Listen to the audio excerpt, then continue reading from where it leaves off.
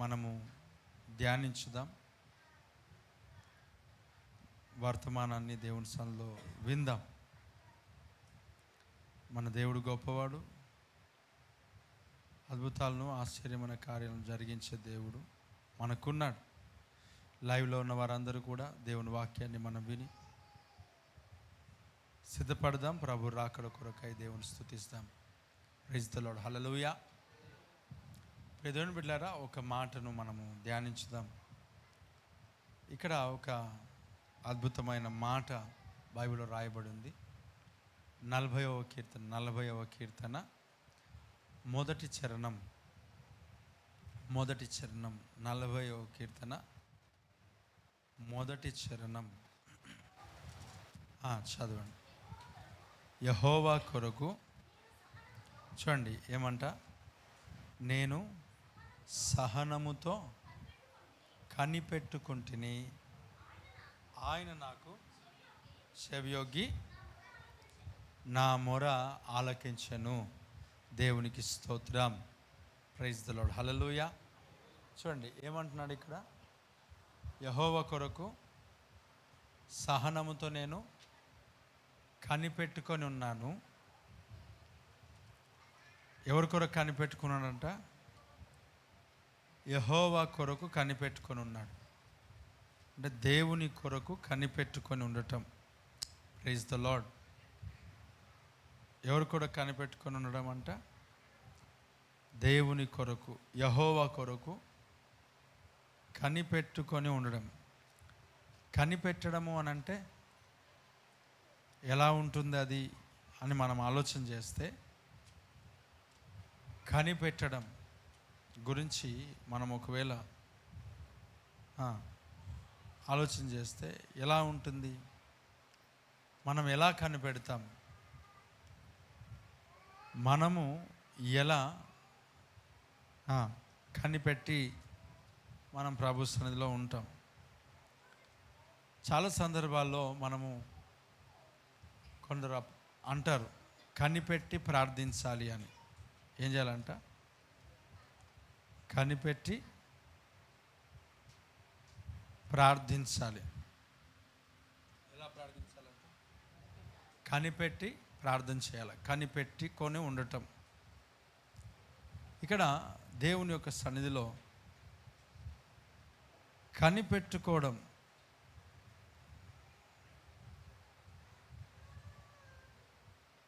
కనిపెట్టుకోవడం అని అంటే మనం జాగ్రత్తగా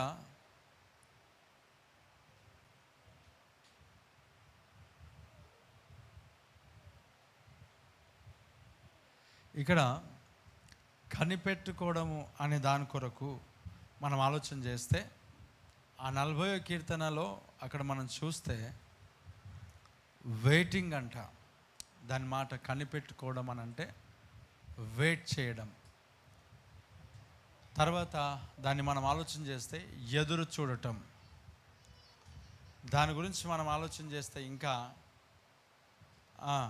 వేచి ఉండడం.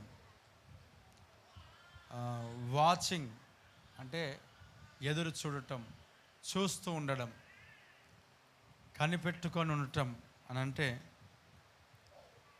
మనము దాన్ని బాగా ఆలోచన చేస్తున్నప్పుడు జాగ్రత్తగా మనము అంటే ఎదురు చూడటం.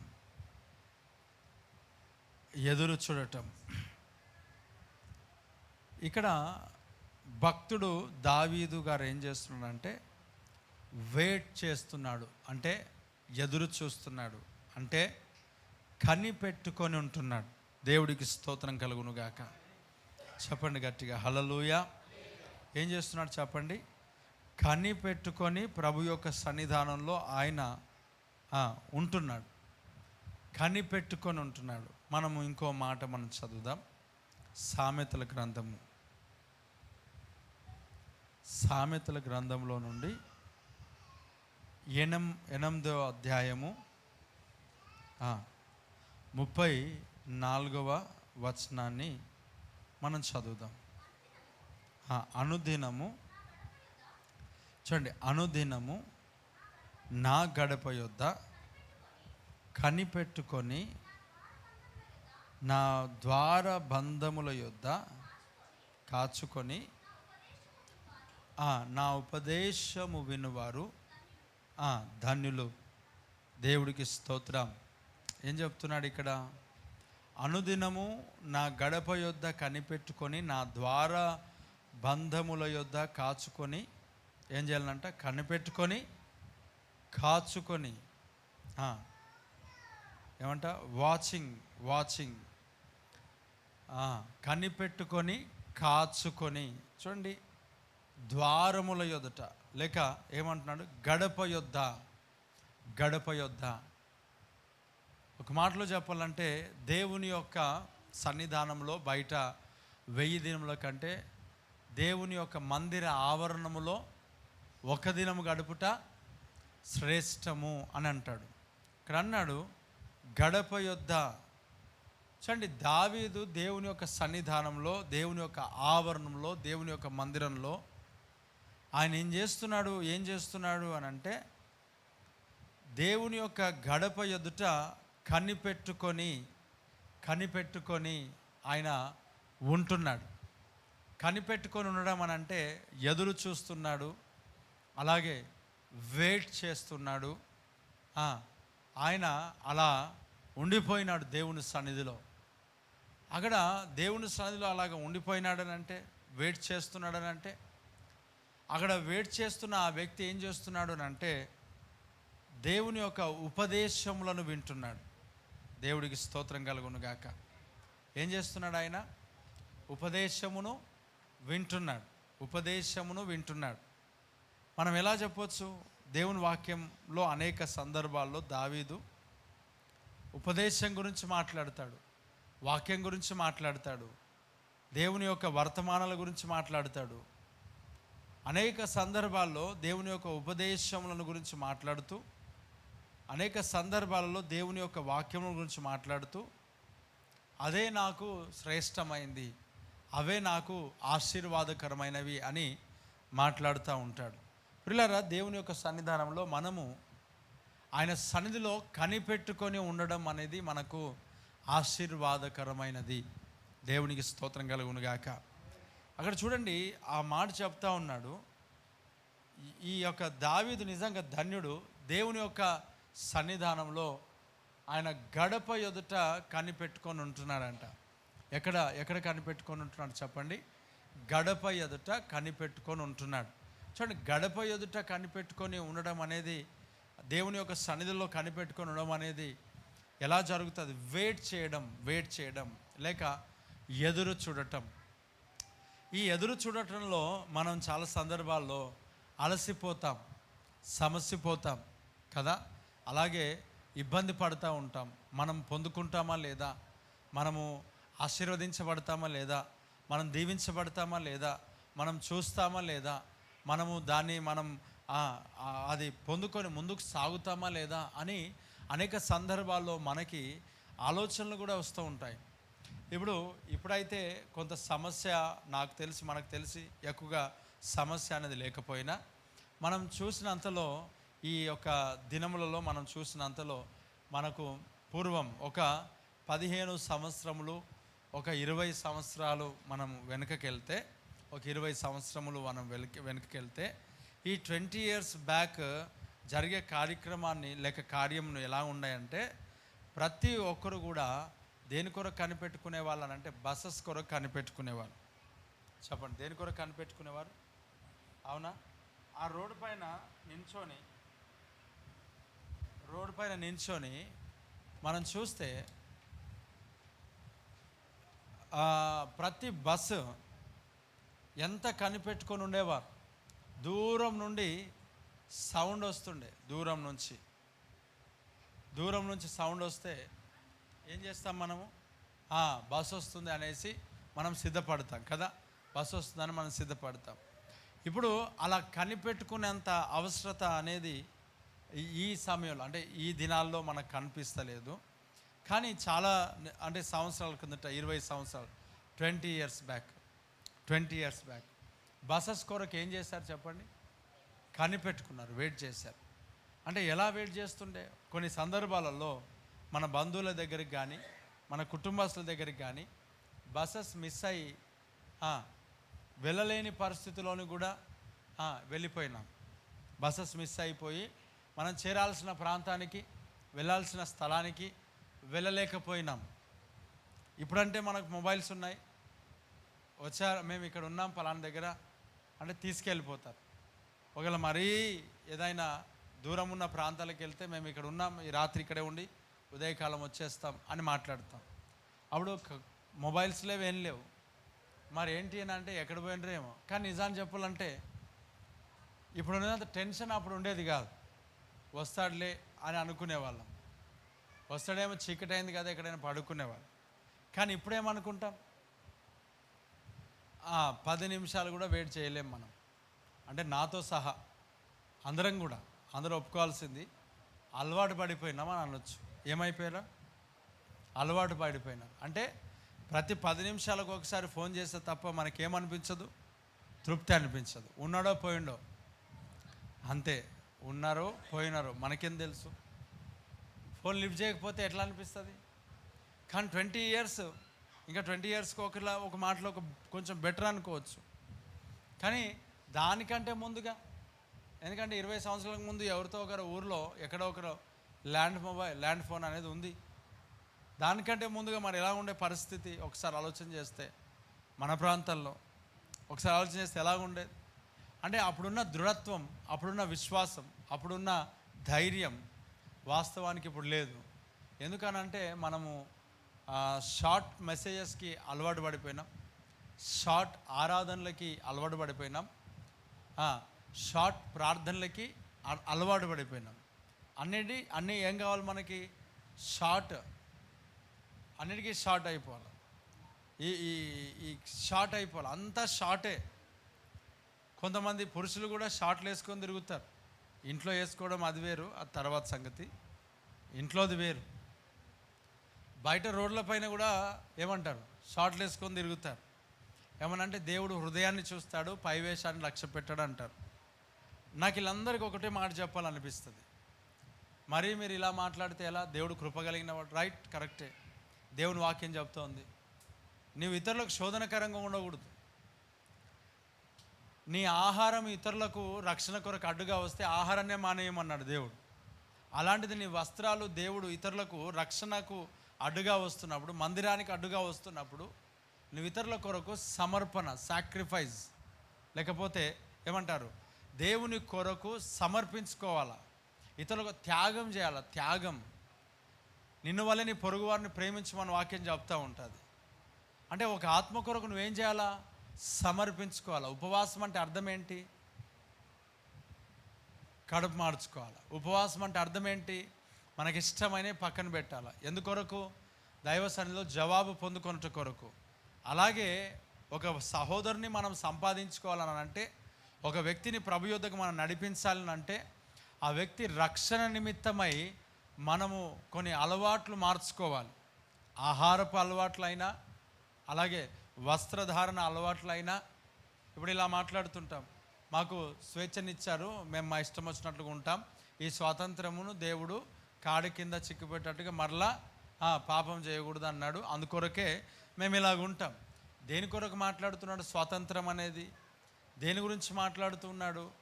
ఓకే, ఒకవేళ నీవు అలాంటి స్థితిలో ఉన్నావని అంటే, నువ్వు నిజంగా నీకున్న ఆశ, నీకున్న ఏమంటారు ఆ స్టైల్స్, ఒక రకంగా చెప్పాలంటే మన భాషలో సోకులు అనొచ్చు.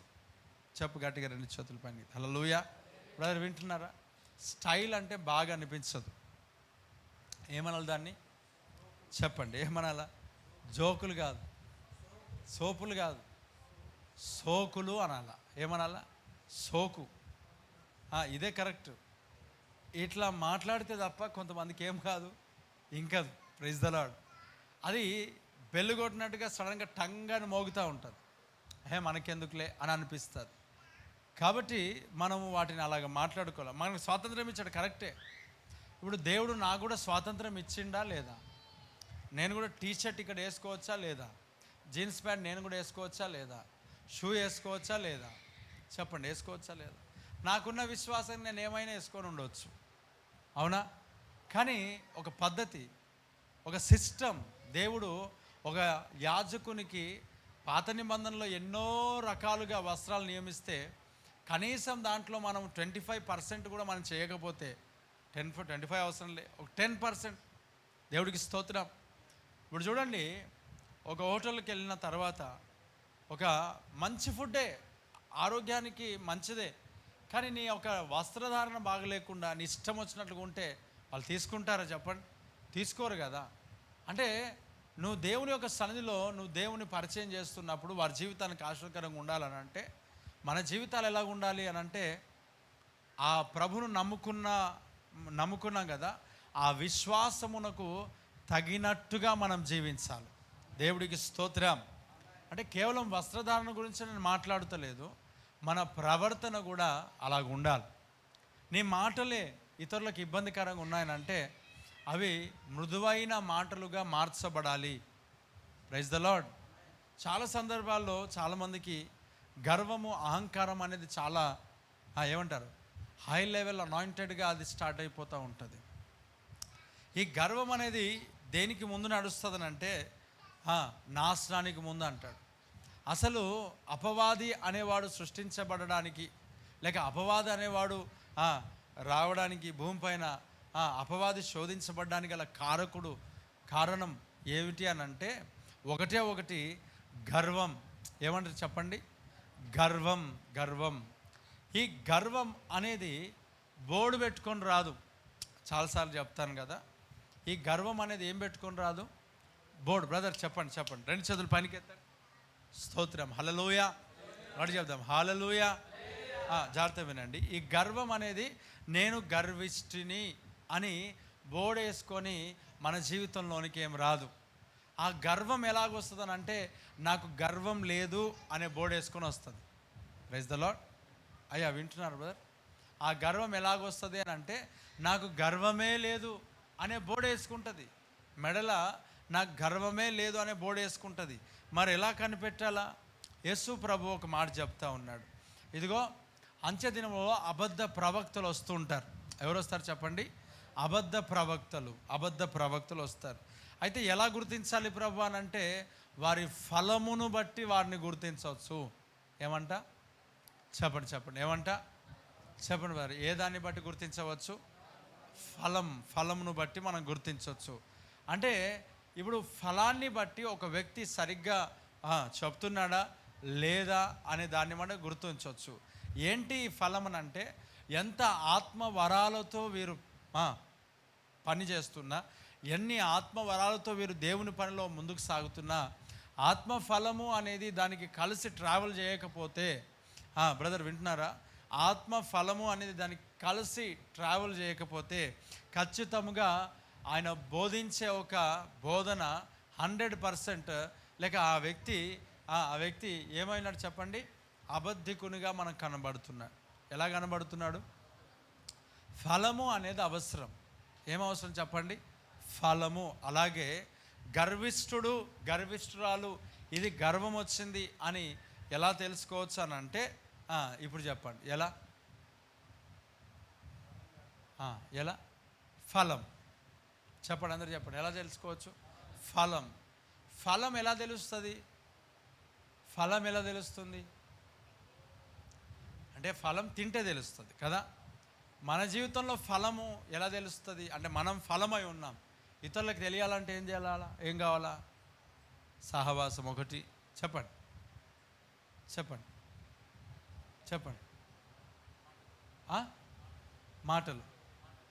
మాట తీరు. ఓకే చెప్పండి. ప్రేమ. చెప్పు.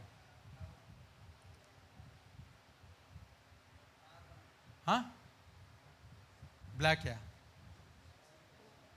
ఓకే చెప్పండి అమ్మా. చెప్పండి అమ్మా వినిపిస్తాను. చెప్పండి గట్టి చెప్పండి అమ్మా. ఓకే అమ్మ చెప్పండి. అమ్మ చెప్పండి అమ్మా. ఓకే రైట్ అమ్మ చెప్పండి. దేవునికి స్తోత్రం. సరే, చాలా అంటే ఎక్కువ చెప్పారు. క్రియలు, ప్రవర్తన, క్రియలు, ప్రవర్తన, నడవడిక. క్రియలు, ప్రవర్తన, నడవడిక. ఎలా చెప్పొచ్చు? క్రియలు, ప్రవర్తన, నడవడిక. అవునా కదా? నడవడికను బట్టి చెప్పేసేయచ్చు, ప్రవర్తనను బట్టి చెప్పేసేయచ్చు, ఇంకా క్రియలను బట్టి చెప్పేసేయచ్చు, మాటలను బట్టి చెప్పేయచ్చు. ఇప్పుడేమంటది? డంబపు మాటలు. Praise the lord. 13వ అధ్యాయంలో మొదటి కీర్తనలో చెప్తాడు, ప్రేమ డంబముగా ప్రవర్తించదు. అంటే డంబముగా మాట్లాడతారు కొన్ని సందర్భాలు. ఆ డంబము అని అంటే ఏంటి? గర్వమే, అహంకారమే. అంటే ఇప్పుడు చూడండి, మొట్టమొదట అపవాది అనేవాడు పడిపోవడానికి గల కారణం ఏమిటి చెప్పండి? గర్వం. ఏంటి చెప్పండి? గర్వం. ఈ గర్వము అనేది బోడేసుకొని రాదు. ఈ గర్వం అనేది ఎలాగొస్తుంది అంటే, నా గర్వం లేదని వస్తుంది. అంటే ఎలా గుర్తించాలి దీన్ని అంటే, ప్రవర్తన. ఈ ప్రవర్తనను మనం జాగ్రత్తగా కనిపెట్టుకోవాలా? ఈ ప్రవర్తనను జాగ్రత్తగా మనం చూడాలా? ఈ ప్రవర్తనను మనం జాగ్రత్తగా అనుసరించాలా? ఈ దేవుని బిడ్డలారా, ఈ ప్రవర్తన ఎలా మారుతుంటుందంటే, ఈ నడవడికి ఎలా మారుతుంటుందంటే, ఈ మాట తీరు ఎలా మారుతుంటుందంటే, మన జీవితంలో ఏమీ ఆశీర్వాదం లేనప్పుడు, ప్రైజ్ ద లార్డ్, ఆరోగ్యం లేనప్పుడు, బలము లేనప్పుడు, శక్తి సామర్థ్యం లేనప్పుడు, పేరు ప్రఖ్యాతులు ఏవి లేనప్పుడు మన మనస్సు ఎలాగుంటుంది? తర్వాత ఇవన్నీ మెల్లిమెల్లిగా ప్రారంభించబడిన తర్వాత ఎలా వస్తుంది? ఇప్పుడు జీరో పొజిషన్లో ఉన్నప్పుడు ఏమనిపిస్తుంది తెలుసా?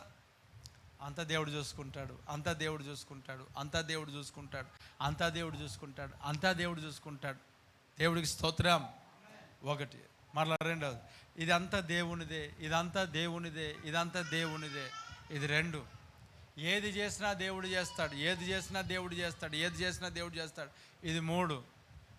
ఇన్ని రకాలుగా మన జీవితంలో మన మైండ్ ఏం చేస్తుంటుంది అని అంటే, దేన్ని పట్టించుకోదు, ఎవరిని పట్టించుకోదు. మనం దేవునితో గడుపుతున్న దాన్ని బట్టి మనం ఇతరులకు ప్రేమ చూపించడం తప్ప, మనం ఇతరులతో మాట్లాడడం తప్ప, వాళ్ళ క్రియలు, వారి మాటలు మనకు అవసరం లేవు. దేవుడికి స్తోత్రం. తర్వాత మెల్లిమెల్లిగా మనకు ఆశీర్వాదములు ప్రారంభించబడుతూ ఉంటాయి, మనకు దీవెనలు ప్రారంభించబడుతూ ఉంటాయి. ఎందుకు ప్రారంభించబడతాయో తెలుసా? నమ్మకత్వాన్ని బట్టి. చెప్పండి దేని కొరకు? ఎలా ఆశీర్వాదం దేవుడు ఇస్తాడు? నమ్మకత్వం, స్థిరమైన ప్రార్థన, నమ్మకమైన జీవితం. ఒకటి, దేవునికి నమ్మకమైన జీవితం. రెండు, సేవకునికి నమ్మకమైన జీవితం. సంఘంలో నమ్మకత్వం, పరిచర్యలో నమ్మకత్వం, అన్నిటిలో నమ్మకత్వం. వినండి. ఈ నమ్మకత్వము ప్రారంభం ఎలాగుంటుందని అంటే, 5 గంటలకు ప్రార్థనకు రమ్మంటే 5 గంటలకు కాదు కదా, 4:30కు వస్తారు. ఇది ప్రారంభం. ఎలాగుంటుంది అంటే, 5 o'clock లేవండి 4:30కి లేస్తారు. దేవుడికి స్తోత్రం. ఆమెన్, హల్లెలూయా. ఈరోజు కొంచెమే పని చేయండి, రేపు కొంచెం చేయండి అంటే ఈరోజే మొత్తం చేసి పెడతారు. ఇది ప్రారంభం. Praise the Lord. ఇప్పుడు ఈ నమ్మకత్వంలో ఇవన్నీ బాగా మనం చూసుకోవాలి కదా, మనం పరిశీలన చేసుకోవాలి కదా. దేవుడు దీవించడం ప్రారంభించబడిన తర్వాత జరిగే పని ఏంటంటే, మన జీవితాల్లో చాలా ప్రాధాన్యత ఏంటిది? అపవాదిగాడు చేసుకొని ఏం చేస్తుంటాడు తెలుసా? భూతద్దాలు వచ్చేస్తాయి మనకి. ఏమొస్తాయి చెప్పండి? ఇది స్టార్టింగ్ స్టేజ్. ఏంటిది? భూతద్దం. ఇదేంటి చెప్పండి? స్టార్టింగ్ స్టేజ్ ఏమొస్తాయి బ్రదర్? భూతద్దాలు ఏంటియో తెలుసా? మనం దీవించబడిన తర్వాత, మనం ఆశీర్వదింపబడిన తర్వాత, మనం మేలు పొందిన తర్వాత, మనకు పేరు ప్రఖ్యాతులు వచ్చిన తర్వాత, మనకు ఆరోగ్యం వచ్చిన తర్వాత, మనకు దురాత్మలు అన్నీ వెళ్ళిపోయిన తర్వాత, అన్ని రకాలుగా బాగా అయిపోయిన తర్వాత, ఫైనాన్షియల్గా దేవుడు దీవించిన తర్వాత, ధైర్యంను పొందుకున్న తర్వాత, విశ్వాసంను పొందుకున్న తర్వాత, ఏ అద్దంలో వస్తాయి మనకి? చెప్పండి. భూతద్దాలు వస్తాయి. అందరు చెప్పండి, ఏ అద్దాలు వస్తాయి? భూతద్దాలు అంటే అది పేర్లోనే ఉన్నది, భూతం అద్దాలు. ఏ అద్దాలు అంటే అవి? భూతం అద్దాలు. భూతల అద్దాలు అంటే దయ్యపద్దాలు. ఏం చేస్తారు ఈ దయ్యపద్దాలతోనంటే, ఇతరుల యొక్క పరిస్థితులు ప్రతిదీ కూడా మాటలను ఏం చేస్తారు చెప్పండి? భూతద్దంతో చూస్తూ ఉంటారు. ప్రతి చిన్న విషయాన్ని కూడా భూతద్దంతో చూసి మనమే ఒకప్పుడు యథార్థత పోన్లే దేవుడు చూసుకుంటాడు అనుకున్న మనమే ఏం చేస్తాం తెలుసా, మనం పెరిగిందని. వాస్తవానికి అవతల వ్యక్తులు సేమ్ అలాగే ఉంటారు, కానీ మన జీవితంలో ఇదంతా వేరియేషన్ వచ్చేసి ఈ భూతద్దలు వచ్చేస్తాయి.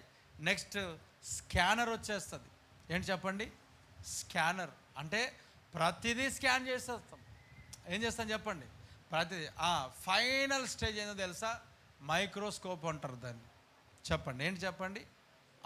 అంటే చిన్న చిన్న సూక్ష్మ జీవులు కూడా, అంటే చేతులు కడుక్కోకుండా, చేతులు కడుక్కొనైనా సోప్ పెట్టు ఏమైనా పెట్టు, చేతులు కడిగైనా సరే ఆ మైక్రోస్కోప్ కింద పెడితే మన చేతుల్లో ఎన్ని ఏమంటారు ఏమంటారు కీటకాలు, పురుగులు ఎన్ని ఉన్నాయో ఆ మైక్రోస్కోప్ చూపిస్తుంది. దేవుడికి స్తోత్రం. అంటే ఇది ఫైనల్ స్టేజ్ అనమాట.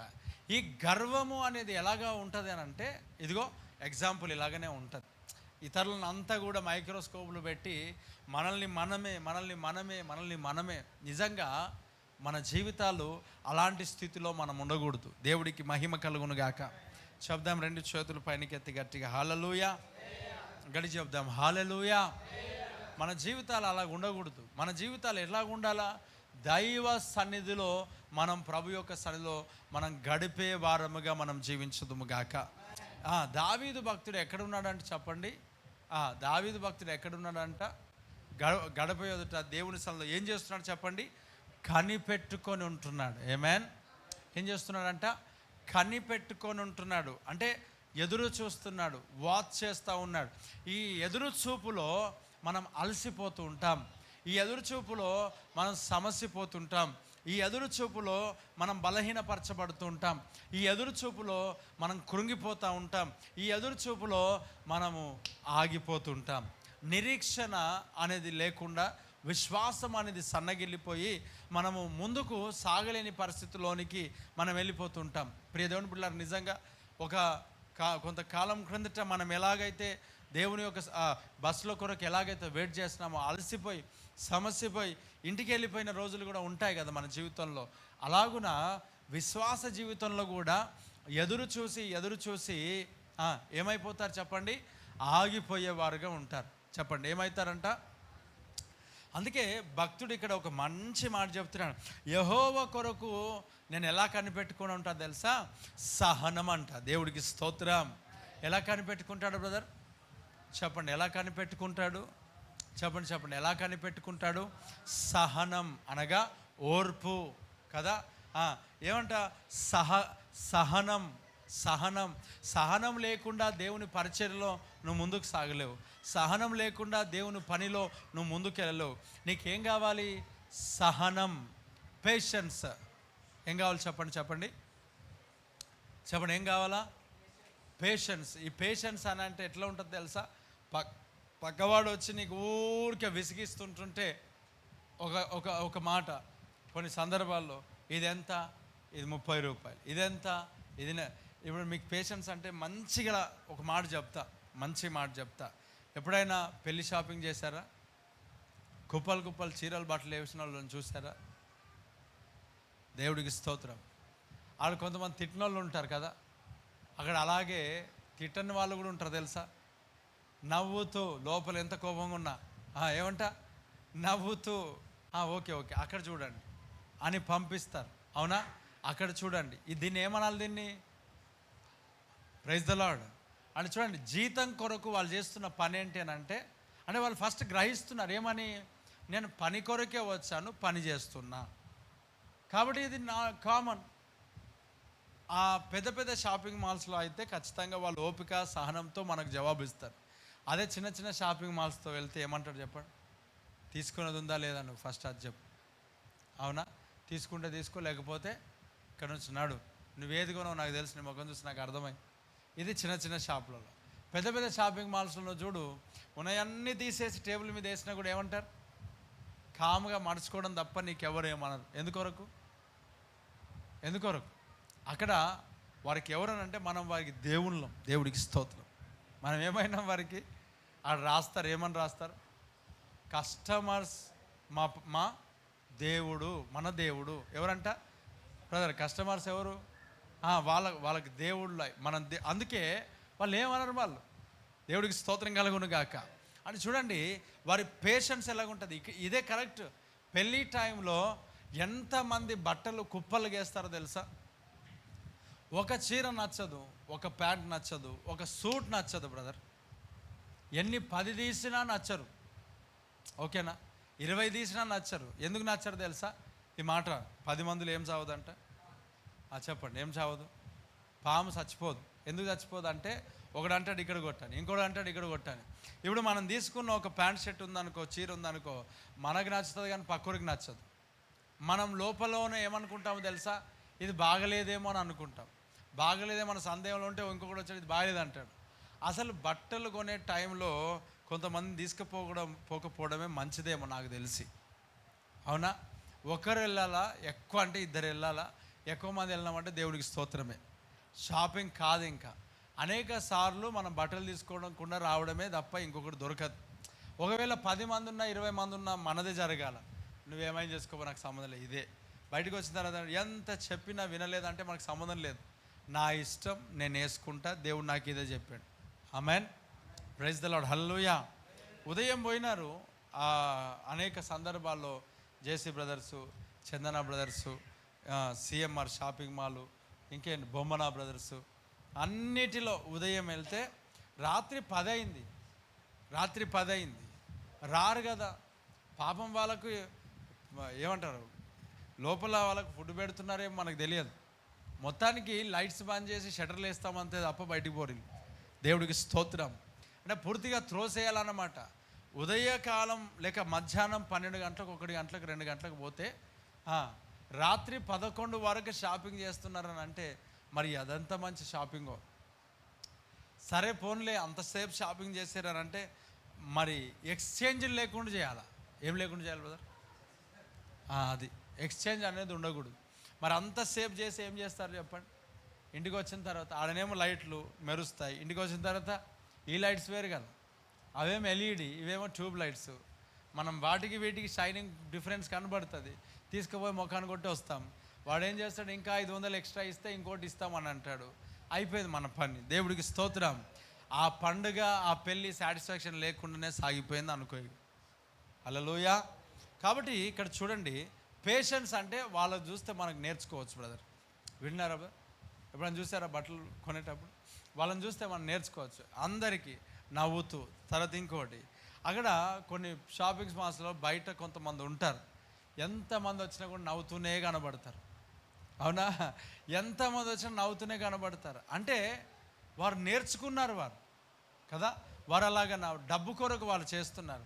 మనం డబ్బు కొరకు కాదు, హృదయంలో దేవుని యొక్క సన్నిధిని, అభిషేకమును బట్టి మనం అలాగున్న జీవించాలి ప్రతిదినం. ఆమెన్. పేషెన్స్, సహనం అనేది చాలా అవసరం. ఏం కావాలంట చెప్పండి? ఏం కావాలంట? సహనం. పేషెన్స్ అనేది కావాలా? చెప్పండి. సహనం అనేది ఉందా దేవుని సన్నిధిలో? సహనం అనేది ఉందా? చూడండి, దేవుని మందిరంలోకి వచ్చిన తర్వాత, దేవుని మందిరంలో ప్రార్థన చేస్తున్నప్పుడు, వాక్యాన్ని వినేటప్పుడు, మొరపెడుతున్నప్పుడు, విజ్ఞాపన చేస్తున్నప్పుడు, లేక సంఘానికి వస్తున్నప్పుడు పక్కవారు ఉట్టిగా ఉంటారనేది ఏం లేదు. ఎదుటి వాళ్ళు ఊరికే ఉంటారనేది ఏం లేదు. దైవజనుడు కూడా ఊరికే నార్మల్గా నీతో మాట్లాడతాడనడానికి ఏం లేదు. ఇప్పుడు సంవత్సరానికి ఒకసారి, అదిగో ఎవరు చెప్పండి, ఎవరు? ఆయన పేరు ఏం పేరు? గుర్తించాలి, చెప్పండి. సంవత్సరానికి ఒకసారి అమ్మా Elkanah. Right, very good. Elkanah సంవత్సరానికి ఒకసారి. ఎవరు? ఎల్కానా హన్నాను తీసుకొని, ఇంకా పెనిన్నాను తీసుకొని ఎక్కడికి వెళ్తున్నారంట? షిలోహు మందిరానికి వెళ్తున్నారు. చెప్పండి, ఎక్కడికి వెళ్తున్నారు? షిలోహు మందిరానికి. ఇప్పుడు ఈమె మందిరంలో వచ్చిన తర్వాత నార్మల్గా ప్రార్థన చేస్తుందా? కన్నీటి ప్రార్థన చేస్తుంది, ఏడుస్తూ ప్రార్థన చేస్తుంది. దేని కొరకు ప్రార్థన చేస్తుంది? గర్భఫలం కొరకు ప్రార్థన చేస్తుంది. గర్భఫలం కొరకు ఆ ప్రార్థన చేస్తుంటుంటే దైవజనుడు వచ్చి ఏమన్నాడు? నువ్వు ఇంత తొందరగా తాగొచ్చావు అంటే, నీకు ఎట్లా కనపడుతున్నాను రా, మందిరానికి అందరూ అలా కనపడతారా, నువ్వేం యాజకుడు అని అన్నదా? దేవుడికి స్తోత్రం. సహనముతో ఏమని జవాబిచ్చింది తెలుసా? నేను ఎలా ప్రార్థన చేశాను, నేను దేని కొరకు ప్రార్థన చేశాను, నా దుఃఖమేంది, నా కష్టమేంది, నా కన్నీరేంటి అని ఎవరితో చెప్పుకుంది? చెప్పండి, ఎవరితో చెప్పుకుంది? ఏలీతో, దైవజనుడైన ఏలీతో చెప్పుకున్నాడు. అదే నేనైతే నీకు సంబంధం లేదు, నాకు నా దేవునికి సంబంధం అంటే అనుకోపో. దేవుడికి స్తోత్రం. ఆమె ఏం చేస్తుందో తెలుసా? సహనముతో కనిపెట్టుకుంటూ దేవుని సన్నిధానంలో ఆ మందిరాన్ని విడిచిపెట్టక తన ప్రార్థన అంశములు అన్నిటినీ ప్రభు సన్నిధిలో తన దేవుని పాదముల దగ్గర కన్నీరు గార్చింది. ఆమెన్. ఓపిక, పేషెన్స్. కొన్ని సంవత్సరములు దేవుని సన్నిధిలో ఆమె ఓపికతో ఉన్నది. ఆ షిలోహు మందిరంలో కనిపెట్టుకొని ప్రార్థన చేస్తుంది. కనిపెట్టుకోవడం అని అంటే, సహనంతో కనిపెట్టుకోవడం అని అంటే ఎలాగుంటుందంటే, ఇప్పుడు ఇలారా అదిగో ఆమెను చూస్తున్నాం కదా, నువ్వు సహనముతో ఉన్నావా లేదా అనేది ఎప్పుడు రుజువు అవుతుంది అని అంటే, అరే నువ్వు అడుగుతున్న దొరకదు పోరా అని అంటాడు ఒకడు, వాని పేరే అపవాదు. దేవునికి స్తోత్రం. నీ పని అయిపోయిందిరా అని అంటాడు వాడు.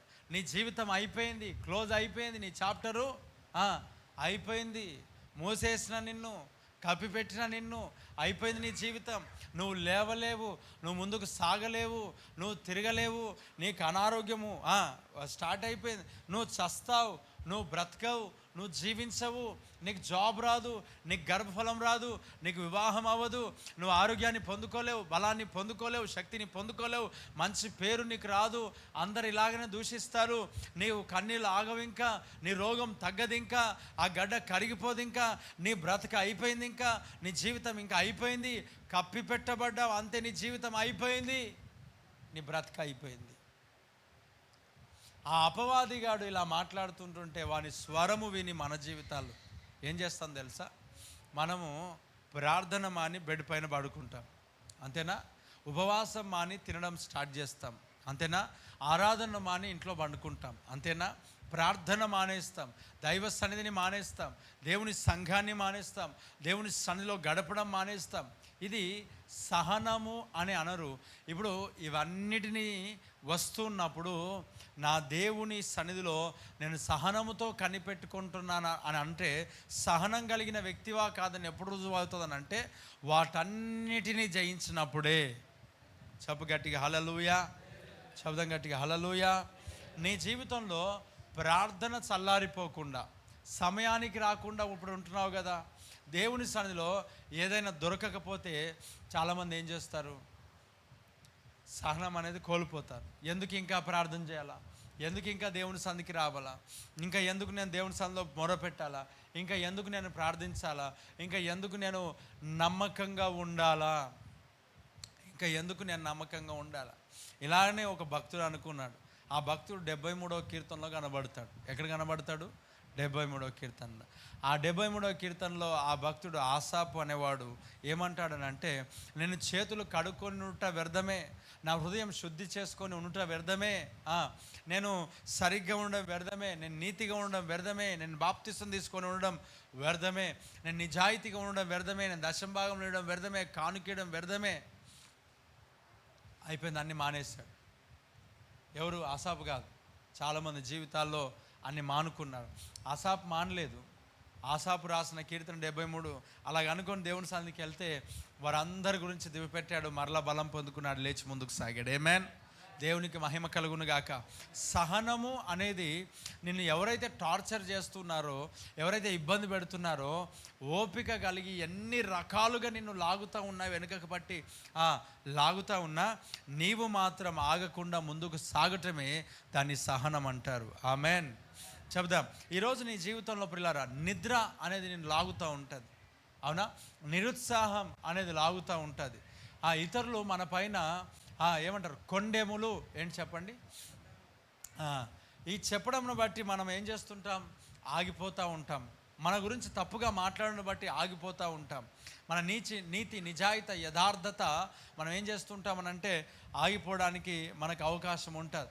అనేక మందిని దేవుని సన్నిధిలో శిష్యులుగా చేయాలని ఆశతో దేవుని పనిలో ముందుకు సాగుతున్నప్పుడు కొంతమంది కొన్ని సందర్భాల్లో మనల్ని మోసగిస్తూ ఉంటారు, ఇష్టానుసారంగా మాట్లాడుతూ ఉంటారు, ఇబ్బంది పెడతా ఉంటారు. ఈ ఎక్స్పీరియన్స్తో ఏం చేయాలి తెలుసా? ఎలాగ ఉండాలి అలాగ ఉండాలా, ఇలా ఎవరిని లేపకూడదు, స్వార్థంతో ఉండాలా అని మనం అనుకుంటాం. అలా అనుకోకూడదు అన్నమాట. ఎవరైనా ఎక్కడైనా పోని, దేవుడు మన జీవితంలో తగిన సమయంలో ఆశీర్వాదకరంగా మనల్ని దేవుడు ఉంచుతాడు. మన పనిని మనం మానకూడదు, మన పరిచర్యను మనం మానకూడదు. మనము ఎవరైనా హ్యాండ్ ఇవ్వని, ఎవరైనా లెగ్ ఇవ్వని, ఎవరైనా ఏమని ఇవ్వని, మనం మాత్రం ఆగకుండా సేవకులను సిద్ధపరుస్తూ, అలాగే విశ్వాసులను సిద్ధపరుస్తూ, దేవుని పరిచర్యలో ఒక్కొక్కరిని సిద్ధపరుస్తూ మనం నడుచుదుముగాక. ఎప్పుడైతే ఆగిపోతామో దాన్ని ఏమంటారంటే సహనం లేదు అని మనం చెప్పొచ్చు. దేవుడికి స్తోత్రం. ఒక సండే వచ్చావు, 2 సండేలు వచ్చావు, 3 సండేలు వచ్చావు, లేకపోతే కొన్ని వారాలు, కొన్ని సంవత్సరాలు, కొన్ని నెలలు, కొన్ని సంవత్సరాలు దేవుని సన్నిధిలో నమ్మకంగా ఉన్నావు. బ్రదర్ విన్నారా? ఏ ఒక విజయాన్ని నువ్వు చూడలే, ఏ ఒక కార్యాన్ని నువ్వు చూడలే అని అనుకుందాం. మరి ఏం చేయాలా? సహనం కోల్పోతాం. సహనం కోల్పోయి ఏం చేస్తామో తెలుసా? నిర్లక్ష్యత ఎలాగూ ప్రారంభించబడుతుంటుందని అంటే, చర్చికి రావాలనిపించదు, ప్రార్థన చేయాలనిపించదు, దైవ సేవకులతో ఉండాలనిపించదు, ఆఫరింగ్ వేయాలనిపించదు, మొరపెట్టాలనిపించదు. ఇవన్నిటినీ మన జీవితంలో వచ్చి పడుతూ ఉంటాయి. ఇది సహనము లేని స్థితి. నా మాటలు అర్థమవుతున్నాయా? ఏమంటే సహనం లేదు. చాలామంది జీవితంలో సహనం లేకుండానే ఉంటారు. ఓపిక అనేది ఉండదు. దేవుని వాక్యం చెప్తుంది, ఓర్పు గొప్ప ద్రోహ కార్యములు జరగకుండా ఆపుతూ ఉంటుందంట. కాబట్టి ఏం కావాలి మనకి? ఓర్పు అనేది అవసరం. మన నోటిని కాచుకోవడం అనేది అవసరం. మన జీవితాన్ని కాచుకోవడం అనేది అవసరం. త్వరపడి మాట్లాడకుండా, త్వరపడి మన ప్రవర్తనలు ఇతరులను దూషించకుండా మనం ఓర్పుతో ఉండడం అనేది అవసరం. ఓపికతో ఉండడం అనేది అవసరం. సహనముతో ఉండడం అనేది అవసరం. ఇక్కడ ఒక మాట చెప్తాను, దేవుని వాక్యంలో ఒక మాట చెప్తాను. ఏమంటాడు తెలుసా? ఇదిగో విశ్వాసమున కర్తయు దాన్ని కొనసాగించేవాడైనా యేసు వైపు చూస్తూ చెప్పండి మన పందెములలో ఎలా పరిగెత్తాలంట? సహనముతో, ఓపికతో, పేషెన్స్. దేవుడికి స్తోత్రం. అంటే ఆ సహనము అనేది, సహించడం అనేది సహించలేని స్థితి. సహనము అంటే ఓపిక అనంటే, ఓపిక ఎలా పరిగెత్తాలంట? ఓపికతో పరిగెత్తాల. పక్కవారు తిడుతుంటారు, నీ పని నీదే. వెనక వారు లాగుతూ ఉంటారు, నీ పని నీదే. అందరూ అంటారు, ఏం ప్రార్థన చేస్తున్నావు? రైట్, నీ పని నీదే. నువ్వెంత ప్రార్థన చేసినా దేవుడు జవాబు ఇవ్వడు, నీ పని నీదే. నువ్వు ఎంత మందిరానికి వెళ్ళినా వేస్ట్. నేనైనా బెస్ట్, నెలకు ఒకసారి వచ్చినా నేను ఆరోగ్యకరంగా ఉన్నా. నీకేం దాడి ఉంటుంది అసలు? నా ప్రార్థన ద్వారా సాతాను కోటగూడలు కూలుతున్నాయి కాబట్టి ఆ కూలిపోయినాడు ఊరుకుంటాడా? చెప్పండి, కూలిపోయినాడు ఊరుకుంటాడా? సాతాను కోటగూడలు కూల్చున్నాం మనము, ఆ కూలిపోయినాడు ఊరుకుంటాడా? ఏం చేస్తాడు? ఊరుకుంటాడా? చెప్పండి బ్రదర్, ఊరికే ఉంటాడా? 2 చేతుల పైకి. దేవుడికి స్తోత్రం, స్తోత్రం, స్తోత్రం, స్తోత్రం, స్తోత్రం, స్తోత్రం, స్తోత్రం, స్తోత్రం. ఆమేన్. చెప్పండి, కూలిపోయినాడు ఊరుకుంటాడా? ఏం చేస్తాడు? మరి నెలకొకసారి వస్తాడు చూడు. వీళ్ళదేం సమస్య? ఎవరితో యుద్ధం చేసిండు? ఎవరితో యుద్ధం చేశారు చెప్పండి? ఎవరితో? మరి అందుకే బాగుంటాడు, ఆరోగ్యం బాగానే ఉంటుంది, ఆమెకి ఆ బలం ఉంటుంది, శక్తి ఉంటుంది, సామర్థ్యం ఉంటుంది. మరి ఎవరికి సమస్య? ప్రతిదినము సాతానుతో యుద్ధము కదా, అమాలేకీలతో యుద్ధము కదా. ఎవడొస్తాడు అపవాది? ఎవరి పైనకి వస్తుంది? అమాలేకీలతో యుద్ధం ఎవడు చేస్తున్నాడో వాని మీదకే వస్తాడు. కాంప్రమైజ్ కలిగి ఉన్న వాని పైనకి ఎవడు రాడేస్తున్నాములో. దేవునికి స్తోత్రం. మరి ఎవరి పైనకి వస్తాడు? చావైన బ్రతుకైన నీతో నీ సాక్షిగానే జీవింతునయ్యా, నీ సాక్షిగా. ఆమేన్. ఏమంట? చావైనా బ్రతుకైనా నీ కొరకు దేవా అని అన్నప్పుడే కదా వానితో సంబంధం మనకి. అపవాదిగాడు ఇబ్బంది పెడతా ఉంటాడు. కాబట్టి ప్రియులారా, దేవుని సన్నిధిలో ఓపిక, ఓరమి, సహనం అనేది అవసరం. Praise the Lord. విన్నారా? నా మాట్లాడుతున్నా. ఏం కావాలంట? ఓపిక. చూడండి ప్రియులారా, దేవుని సన్నిధిలో చాలా సందర్భాల్లో మనం సహనంతో ఉన్నాం. సహనముకి ఇంకొక విషయం చెప్తాను. సహనం అంటే ఓపిక, ఓరమి అలాగా ఉండడం.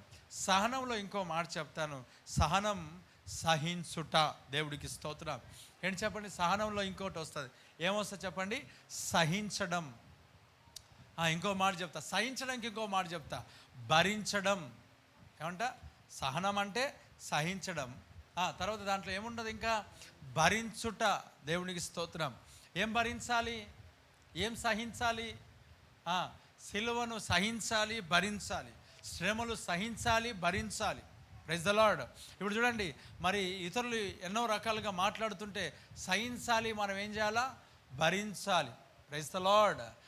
పాపాత్ములు చేసిన ఆ శిక్షను చూసి, ఆ శిక్ష యేసుప్రభు ఎలా అయితే భరించాడో, సహించాడో, ఆయనను చూసి మనం ఏం చేయాలంట, నేర్చుకోవాలంట. దేవుడికి స్తోత్రం.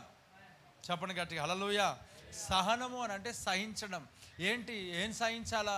ఇతరుల యొక్క ఇబ్బందికరమైన మాటలను మనం సహించాలి కదా, ఓర్చుకోవాలి, ఓపిక కలిగి ఉండాలి.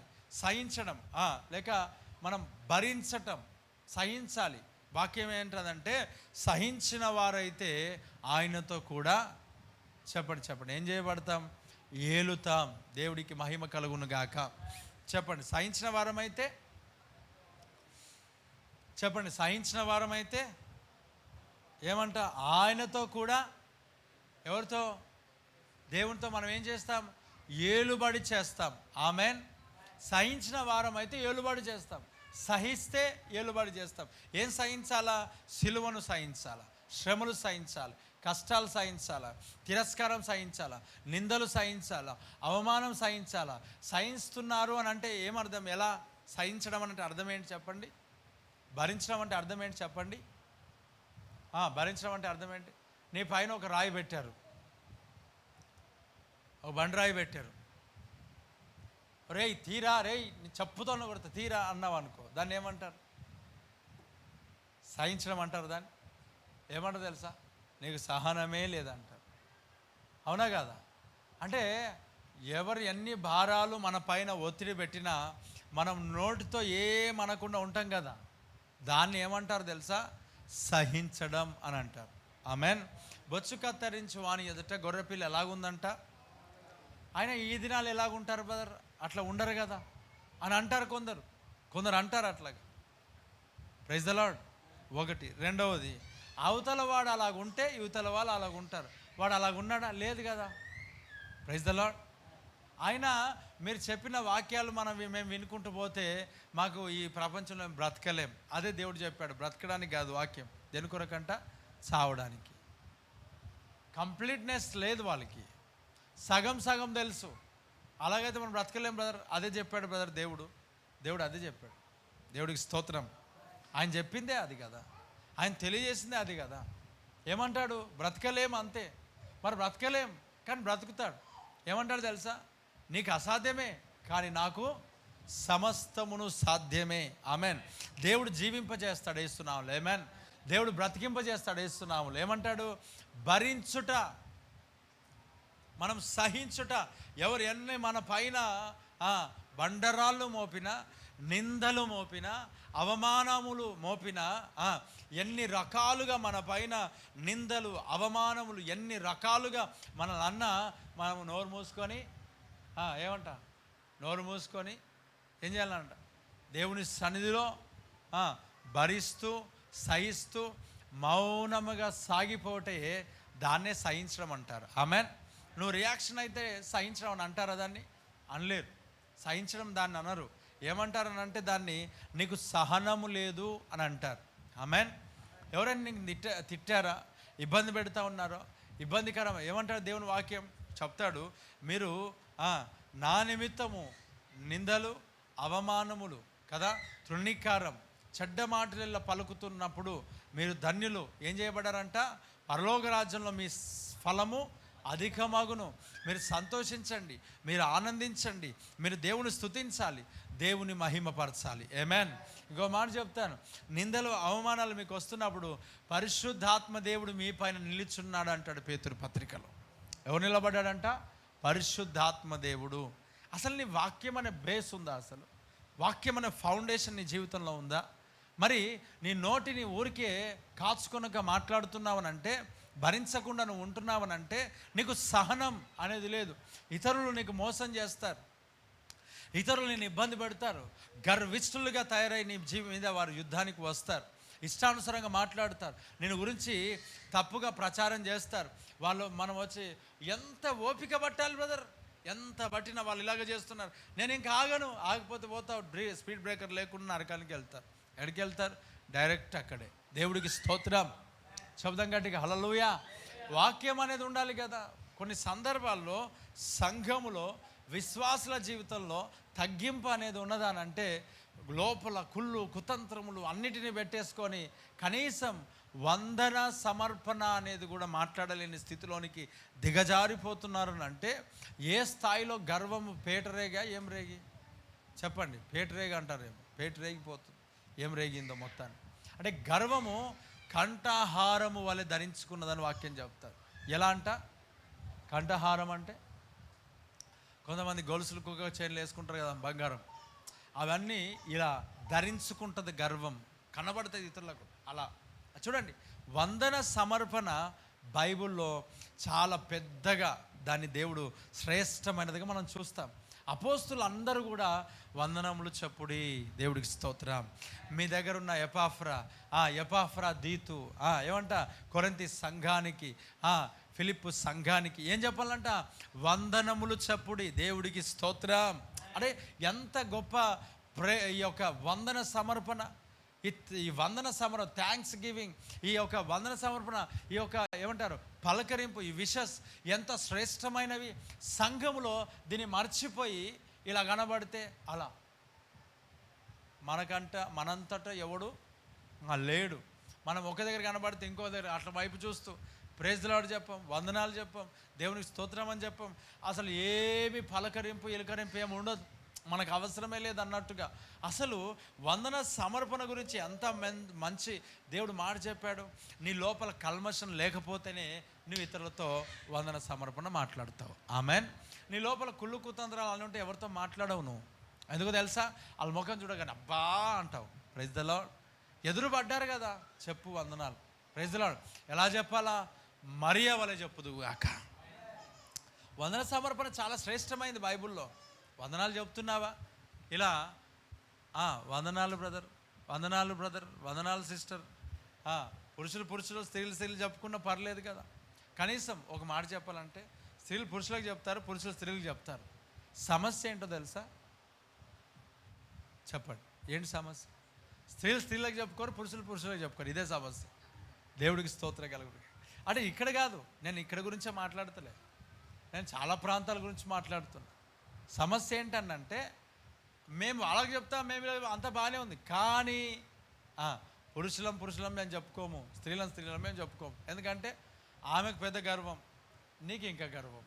అంటే ఒకరినొకరు అలా మాట్లాడుకున్నారు తప్ప సరి చేసుకునేవారు ఎవరు? అదే మనం పాయింట్అవుట్ చేయడానికి కాదు మనం ఉన్నది, మన జీవితాలను సరి చేసుకునే వారముగా మనం ఉందుము గాక.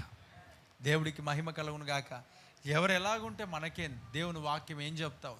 ప్రభు వాక్యం ఏం చెప్తావు? దేవుని వాక్యం ఏం తెలియజేస్తావు? దేవుని బిడ్డ నిజంగా చాలా మనం నిజంగా ఒక దగ్గర ఇబ్బందికరమైన పరిస్థితులు రేగుతున్నాయనంటే ఆ వందన సమర్పణ ఎలా తెలియచేయాలా, ఎలా పలకరించాలా, ఎలా ముందుకెళ్ళాలా, అవి కూడా మనం నేర్చుకోవాలా. కానీ పూర్తిగా మాట్లాడకుండా ఉండకూడదు. ఎదురు పడితే కూడా మాట్లాడలేమా? ముందుకు వస్తే కూడా మాట్లాడలేని స్థితిలోనికి వెళ్ళిపోయినామా? అంత పగ ప్రతీకారాలు మన జీవితంలో ఎందుకు ఉంటాయి? దేవుని బిడ్డలారా చూడండి, ఈ వందన సమర్పణ అనేది చాలా శ్రేష్టమైనదిగా బైబిల్లో మనం చూస్తున్నాం. ఒకరినొకరు వందనాలు చెప్పుకొని ఉన్నారు. దేవుడికి మహిమ కలుగును గాక. సహనంతో కనిపెట్టుకోవడం అని అంటే భరించడం, నోటితో నువ్వు మాట్లాడకపోవడం. ఇప్పుడు దేవుని సన్నిధిలో ఇస్తావా లేదో ప్రభువా, ఇస్తావా, నేను చేయపో ప్రేయర్, ఇది సహనం కాదు. ఇది ప్రైజ్ ది లార్డ్, ఇది సహనం కాదు. భరించుకుంటూ నిందలను, అవమానములను, సమస్యలను, కష్టాలను, బాధలను, కన్నీలను, లేమిని, దేవుడికి మహిమ కలుగును గాక. ఏం భరించాలంట? లేమి అన్నిటినీ భరించాలి. యేసు ప్రభువుని పాపం సిలువలో మోసాడు, భరించాడు, సహించాడు. మరి నీవు ఇతరుల యొక్క సమస్యలను సహించే వారము ఉన్నావు కదా, నువ్వు సహోదరును కదా, నువ్వు పొరుగువానివి కదా. అదే వాక్యం చెప్తా ఉంది కదా. Praise the Lord. నువ్వు భరించాలి, నువ్వు సహించాలి. దేవుని యొక్క ప్రజల కొరకు ఆకలిని సహించాలి, నిద్రను భరించాలి. అవును, ఈ సిద్ధపాటు కూడిక శనివారం నీ జీవితంలో అయ్యా సంఘ ప్రార్థనలో మోకాళ్ళలో చిక్కిపోయి మోకాళ్ళలో రక్తము గారినా పర్లేదు. శుక్రవారం ఉపవాస ప్రార్థన కోడికలలో ఆకలితో అలమటించబడిన ఆ కడుపును చంపుకొని, కడుపును మార్చుకొని ఏం చేయాలి తెలుసా?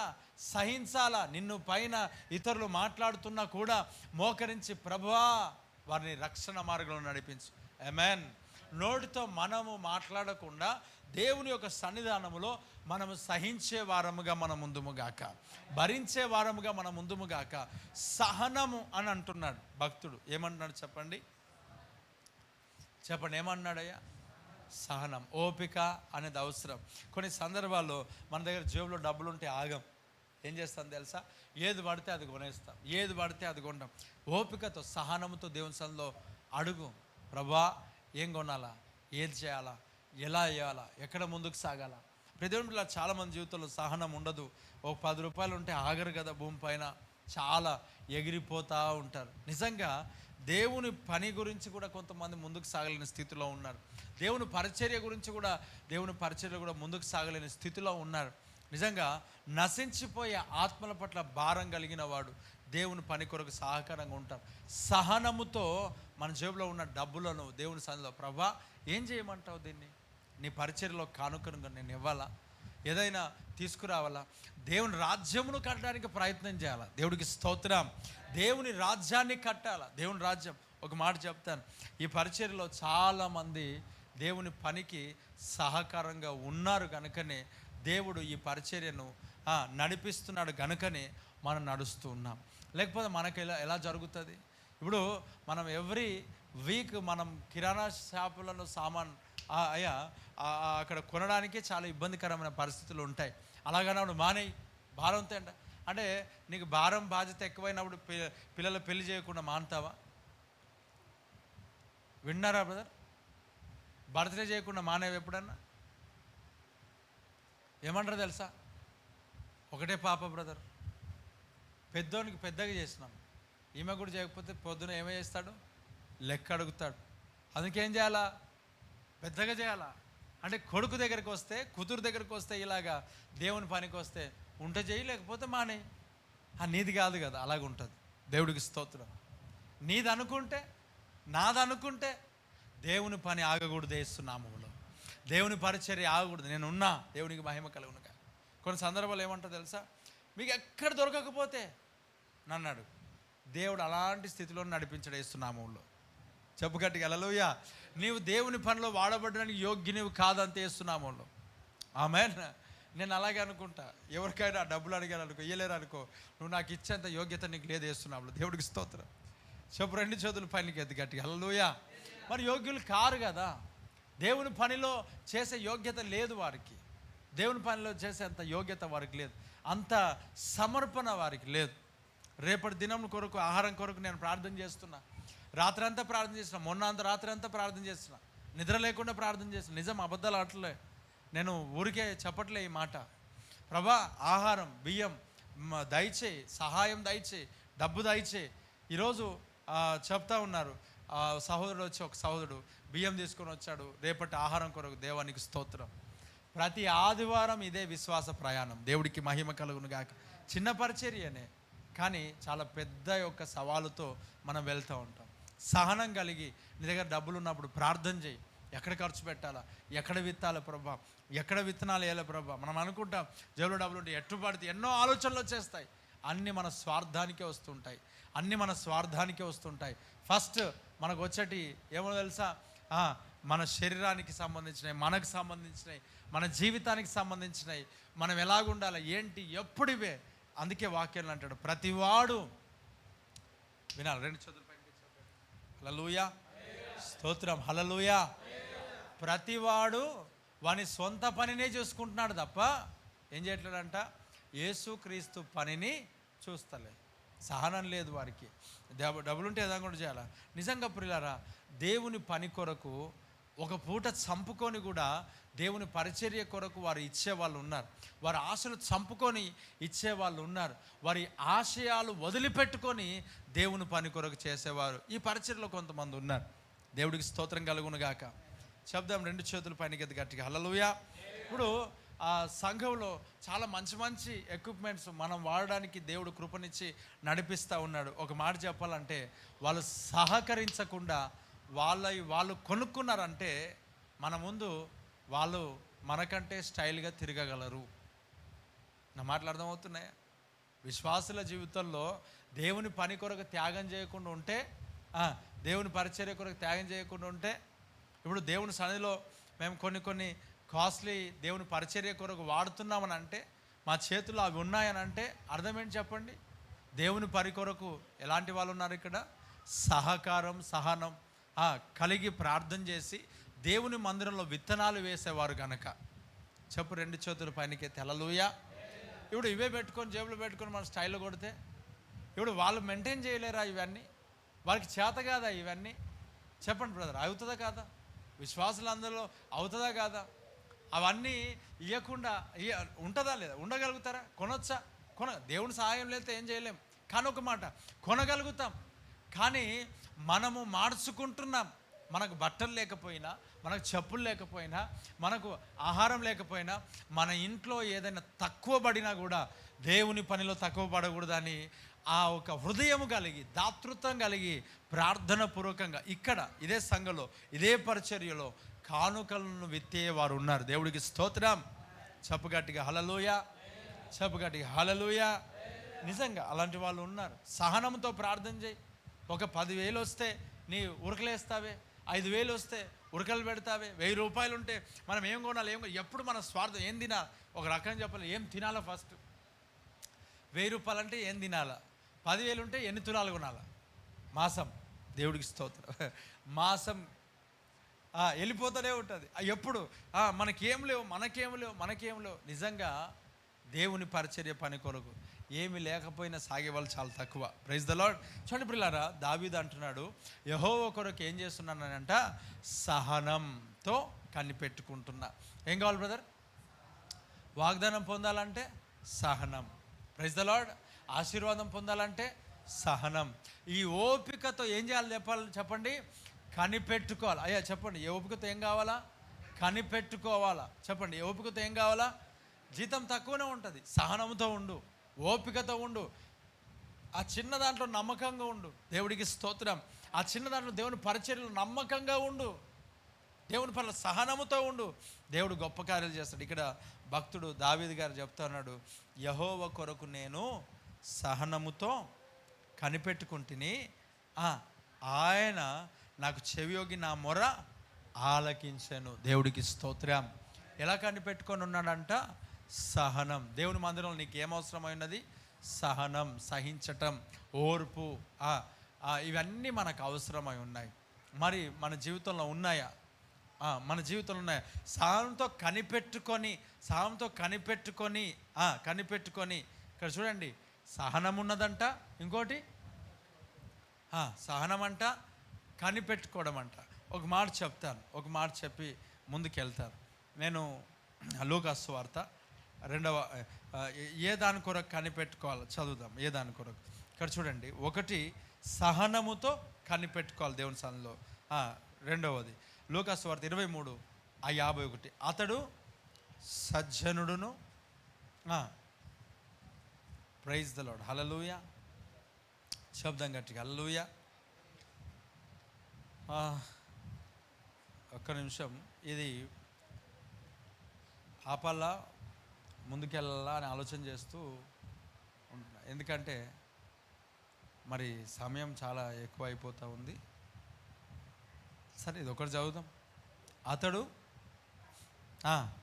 సజ్జనుడును నీతిమంతుడనై ఉండి వారి ఆలోచనకును వారు చేసిన పనికిని సమ్మతింపక. చూడండి, దేవుని రాజ్యము కొరకు దేవునికి స్తోత్రం. హల్లెలూయా. సహనం కలిగి ఉన్నాడు. 2వది దావీదు కనిపెట్టుకొని ఉన్నాడు. ఇక్కడ ఒక వ్యక్తి మనకు కనబడుతున్నాడు, కనిపెట్టుకునే ఒక లిస్ట్లో కనబడుతున్నాడు. ఏ లిస్ట్లో చెప్పండి? ఏ లిస్ట్లో చెప్పండి? ఏ లిస్ట్లో కనబడుతా ఉన్నాడు? కనిపెట్టుకునే లిస్ట్లో. ఓకే, మొట్టమొదట దావీదు దేని కొరకు కనిపెట్టుకుంటున్నాడు? ఏ అవసరత? హన్న దేని కొరకు కనిపెట్టుకొని ఉంది? గర్భఫలం కొరకు కదా. నువ్వు దేని కొరకు కనిపెట్టుకుంటున్నావు? అభిషేకం కొరక, ఆశీర్వాదం కొరక, దీవెన కొరక, బలము కొరక, ఆరోగ్యం కొరక, స్వస్థత కొరక, నెమ్మది కొరక, ఇల్లు కొరక, గర్భఫలం, దేని కొరకు? వివాహం కొరక, దేని కొరకు కనిపెట్టుకుంటున్నావు? దేని కొరకు నువ్వు ఎదురు చూస్తూ ఉన్నావు? దేని కొరకు నువ్వు దేవుని సన్నిధిలో వెయిట్ చేస్తూ ఉన్నావు? దేని కొరకు? దేని కొరకు? అయితే ఇక్కడ ఒక భక్తుడు కనబడుతూ ఉన్నాడు. ఎవరా భక్తుడు? అమ్మా ఆగండి, చెప్పండి. ఇప్పుడు ఇక్కడ సహనంతో కనిపెట్టుకున్న భక్తుడు ఎవరు? చెప్పండి. ఒకటి ఇంకా బ్రదర్ పైన చదువుతున్నారు మీరు, చీటీ కట్టరు దాన్ని. చెప్పండి ఎవరు? దేనికి? ఎవరాళ్ళు? నేను మొన్న 7 వారాలు అనగా 7 రోజులు సమాధాన కూడికలలో ఒక వాక్య భాగం చెప్పాను. అరే చేయండి, చెప్పండి. ఇక్కడ సహనంతో కనిపెట్టుకున్న, ఇక్కడ లూకా సువార్త 23వ అధ్యాయం. ఏ అధ్యాయం ఇది? లూకా. ఇప్పుడు సుమయోను అక్కడ ఉన్నాడు, మందిరంలో యేసుప్రభు వచ్చినప్పుడు ఉన్నాడు ఆయన. మరి లూకా సువార్త 23వ అధ్యాయంలో ఎవరున్నారు? నువ్వు చూసినావు, దేవుడికి స్తోత్రం. నువ్వు చీటింగ్ చూసినావు కదా, చూసుకున్నావు కానీ పేరు చూసినావు, చూసినావు కదా. ఓకే, నిచ్చలేదు, చెప్పండి brother. Okay, God bless you, దేవుడికి స్తోత్రం. మంచి పనే, అప్పుడే చదివేటప్పుడు చూసినావు, దేవుడికి మహిమ. చెప్పు. వింటే చెప్పకు. విన్నావా? అయితే మూసే చెప్ప. విన్నారా? చెప్పండి బర్ గుర్తులేదు. చెప్పు. సిమోన్. చెప్పు. సిమియోన్. చెప్పండి. తెలియదు. ఓకే, వాళ్ళు చెప్పేసినారు, దేవుడికి స్తోత్రం. అమ్మ గుర్తు, నేను విన్నా. ఎవరంట? అరిమత్తయ్య. నీళ్ళు కూడా చెప్పాడు ఆయన, చదివేటప్పుడే చూసేసాడు, దేవుడికి స్తోత్రం. వెరీ గుడ్, కొంచెం గొప్ప కార్యమే. ఇక్కడ ఎవరంట? అరిమత్తయ్య యోసేపు. మొన్ననే చెప్పాను కదా, 7 దినముల ప్రార్థన కూడికలలో ఎప్పుడు? శుక్రవారం లేక శుక్రవారం. అలాగే ఆ శుక్రవారము లేక శుక్రవారమే కదా, ఆ రోజు మీకు సాయంకాలం నేను చెప్పాను ఏమని? అరిమత్తయ్య యోసేపు దేని కొరకు? యేసు ప్రభు దేహమును తనకి ఇమ్మని అడిగాడు, అవునా? తను తీసుకుపోయి ఎక్కడ పెట్టాడు? సమాధిలో. ఇక్కడ ఎవరు ఆలోచనలు చేయలేడు, ఇవన్నీ తెలియజేశారు. ఇక్కడ ఈయన ఎవరి గురించి కనిపెట్టుకున్నానని చెప్పండి? దైవరాజ్యం. దేవుడికి స్తోత్రం. చూడండి, దేవుని రాజ్యము కొరకు కనిపెట్టుకుంటున్నాడు అరిమత్తయ్య యోసేపు. ఎవరు తెలుసా? సెనెడ్రిన్ దాంట్లో ఆ సభలో ఈయన ఒక ముఖ్యమైన ఒక నాయకుడిగా మనకు కనబడుతూ ఉన్నాడు. చాలా ధనవంతుడిగా కనబడుతున్నాడు. ధనవంతుడు కాబట్టి సమాధిని తొలిపించుకొని ఉన్నాడు. ఇప్పటికీ ఆ తోట అంతా ఆయనదే అని చెప్తూ ఉంటారు యెరూషలేములో. అంటే ధనవంతుడు. దేవుడు తనను దీవించాడు, దేవుడు తనను ఆశీర్వదించాడు. డబ్బులున్నాయి, బలమున్నది, సంపద, జాబ్ అన్నీ ఉన్నాయి, ఏమి లేదన్నట్లు. మంచి పేరు, పెద్దల సభలో ఉన్నాడు ఆయన. వేస్తున్నాం ఏమేన్. ఎవరంట బ్రదర్? చెప్పండి. మంచి పేరు ప్రఖ్యాతులు కలిగిన వ్యక్తి. చెప్పండి. ఎందుకు వచ్చాయి ఇవనంటే ఇక్కడ ఒక మాట రాయబడు. ఏమన్నా తెలుసా? ఇతడు దైవరాజ్యము కొరకు కనిపెట్టుకున్నవాడు. దేవునికి మహిమ కలుగును గాక. అంటే దేవుని రాజ్యము కొరకు కనిపెట్టుకున్నాడంట. వాక్యం ఏం చెప్తుందనంటే, మొదట నీతిని రాజ్యమును వెతుకుతే అప్పుడు దేవుడికి మహిమ కలుగును గాక. ఇప్పుడు వాక్యం సామెతల గ్రంథం ఏం చెప్తుందో తెలుసా? నువ్వు ధనము పైన ఎప్పుడైతే దృష్టి పెట్టుకుంటావో అది రెక్కలు ధరించి ఎగిరిపోద్దంట. అవునా బ్రదర్? రెక్కలు ధరించి ఏం చేస్తుంది? ఎగిరిపోతుంది. పేరు కొరకు కాదు మనం ఉన్నది, ప్రఖ్యాతుల కొరకు కాదు మనం ఉన్నది. ఈరోజు మనం ఎప్పుడు చచ్చిపోతాం మనకు తెలియదు కదా. దైవ పని, దేవుని కార్యం కొరకు కదా మనం జరిగించేది, నడిచేది. ఇక్కడ ఏమన్నాడు తెలుసా ప్రియులారా, ఇక్కడ బ్రదర్ ఈయన దీవించబడడానికి గల కారణం, అవన్నీ తన వెనకాలకు వెళ్ళడానికి గల కారణం ఏముంటుందో తెలుసా? ఆయన అంట దైవ రాజ్యము కొరకు, నీతిని రాజ్యమును దేవుని రాజ్యము కొరకు వెతికాడు, దేవుని రాజ్యమును వెంబడించాడు, దేవుని రాజ్యము కొరకు కనిపెట్టుకొని ఉన్నాడు. ఆమేన్. అందుకొరకే ఆ ఆశీర్వాదములన్నీ తన వెనకాల పరిగెత్తినాయి. అరిమత యోసేపు యొక్క జీవితంలో ఆశీర్వాదములు తన వెనకాల పరిగెత్తాయి. తానేమో దైవరాజ్యం కొరకు పరిగెడుతున్నాడు, దేవుని రాజ్యం కొరకు పరిగెడుతున్నాడు. తనకేమో ఆ యొక్క నీతిని, రాజ్యాన్ని, దేవుని రాజ్యాన్ని వెతుకుతున్నాడు కనుక, పరిగెడుతున్నాడు కనుక, కనిపెట్టుకొని ఉన్నాడు కనుక ఏం జరిగిందో తెలుసా? అదిగో ఆ సంపద, పేరు, ప్రఖ్యాతలు అన్నీ కూడా తన వెనుకల ప్రారంభించాయి. దేవునికి మహిమ కలుగును గాక. తన వెనుకల పరిగెత్తబడడం ప్రారంభించాయి. ఈ రాత్రికాల సమయంలో దైవ సన్నిధిలో సహనముతో కనిపెట్టుకొని ఉండు. దేవునికి మహిమ కలుగును గాక. దేవుడు నీ జీవితంలో గొప్ప కార్యములు చేస్తాడు. ఆమెన్. ఇక్కడ ఒక మాట చెప్తాను వినండి. 1 సహనం, 2 కనిపెట్టుకోవడం. ఏంట? 1 సహనం, 2 కనిపెట్టుకోవడం. చెప్పండి, అందరు చెప్పండి. 1 సహనం, 2 కనిపెట్టుకొని ఉండడం. ఎవరి కొరకు కనిపెట్టుకొని ఉండాలా? దేవుని రాజ్యం కొరకు. ఎవరి కొరకు కనిపెట్టుకొని ఉండాలా? దేవుని సన్నిధి, దేవుని కొరకు, యెహోవా కొరకు. అక్కడ ఏమన్నాడు? యెహోవా కొరకు నేను ఏం చేస్తున్నానంట? సహనముతో. దావీదుడు ఎవరి గురించి కనిపెట్టాడు? దేవుని కొరకు, యెహోవా కొరకు. యెహోవా కొరకు కనిపెట్టుకున్నాడు కనుక పక్షిరాజు యవ్వనం వల్లే తన యవ్వనం ఏం చేయబడింది? క్రొత్త దాగుచుండగా ఆయన వృద్ధాపంలో కూడా బలవంతుడుగా ఉన్నాడు. దేవునికి స్తోత్రం. దేవుడు ఆశీర్వదించాడతాను, దేవుడు దీవించాడతాను. చూడండి ప్రియులారా, అక్కడ దావీదు జీవితంలో ఆయన అంటున్నాడు యెహోవా కొరకు కనిపెట్టుకొని ఉన్నా. అరిమత యోసేపు ఎవరి కొరకు కనిపెట్టుకున్నాడు చెప్పండి? ఆయన రాజ్యం, దేవుని రాజ్యం. అప్పుడు అవన్నీ వెనకాల వచ్చాయి. దేవుడికి స్తోత్రం. ఇంకో మాట చెప్తాను. 2వ పేతురు పత్రిక 3వ అధ్యాయము 13వ వచనాన్ని చదువుదాం. ఇక్కడ ఏమన్నాడు? ఆయనను మనం ఆయన వాగ్దానమును బట్టి కొత్త ఆకాశముల కొరకును క్రొత్త భూమి కొరకును కనిపెట్టుచున్నాము. వాటి యందు ఏం చేయబడుతుందంట? నీతి నివసించును. 2వ పేతురు పత్రిక 3వ అధ్యాయము 13వ వచనం ఉందా దాంట్లో? ఓకే. ఏమన్నాడు ఇక్కడ? దేని కొరకంట? క్రొత్త ఆకాశముల కొరకును క్రొత్త భూమి కొరకును మనం ఏం చేస్తున్నామంట? దేవుడికి మహిమ కలుగును గాక. చెప్పండి, దేని కొరకు కనిపెట్టుకోవాలా? క్రొత్త ఆకాశం, అది కూడా దైవరాజ్యమే. Praise the lord. దేవుని రాజ్యం, కొత్త ఆకాశం, క్రొత్త భూమి. దేవుడు మన మధ్యలో ఏం చేస్తాడు? స్థాపించేవాడుగా ఉన్నాడు. ఇప్పుడున్న ఆకాశం ఏం చేయబడుతుంది? తొలగించబడుతుంది. ఇప్పుడున్న భూమి ఏం చేయబడుతుంది? తొలగించబడుతుంది. దేవుడు ఏం చేయబోతున్నాడు? క్రొత్త ఆకాశం, క్రొత్త భూమిని చేయబోతున్నాడు. అక్కడ ఏం చేయగలుగుతుంది? సింహాలు, పులులు కలిసి, 2 కదా, ఏమంట? మేకలు, సింహాలు, పులులు ఏం చేయబడతాయి?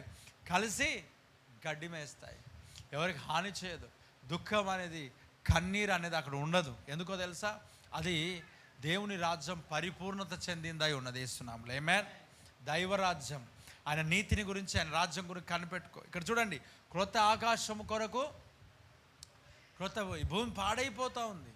ఆర్టిఫిషియల్ ఇంటెలిజెన్స్ పూర్తిగా పాడు చేస్తూ ఉంది. ఇంకా కాకులు లేవు ఇప్పుడు, గబిలాలు లేవు ఇప్పుడు, అన్నీ చచ్చిపోతూ ఉన్నాయి. రేడియేషన్ ఎక్కువైపోయింది. గ్లోబల్ వార్మింగ్ వస్తూ ఉంది. భూమి గతించిపోతుంది. భూమి ఉండదు, ఇంకా భూమి తొలగించబడతా ఉంది. ఆకాశం, నక్షత్రాలు రాలబోతున్నాయి. సూర్యుడు తన కాంతినివ్వడు. చంద్రుడు వెళ్ళిపోతాడు, ఎర్రగా మారిపోతాడు. ఇవన్నీ జరగబోతున్నాయి. అవన్నీ జరగకముందే దేవుడు తన వధువు సంఘాన్ని, ఆయన మధ్యాకాశాన్ని కొనిపోబోతున్నాడు. యేసునామములో. ఆమేన్.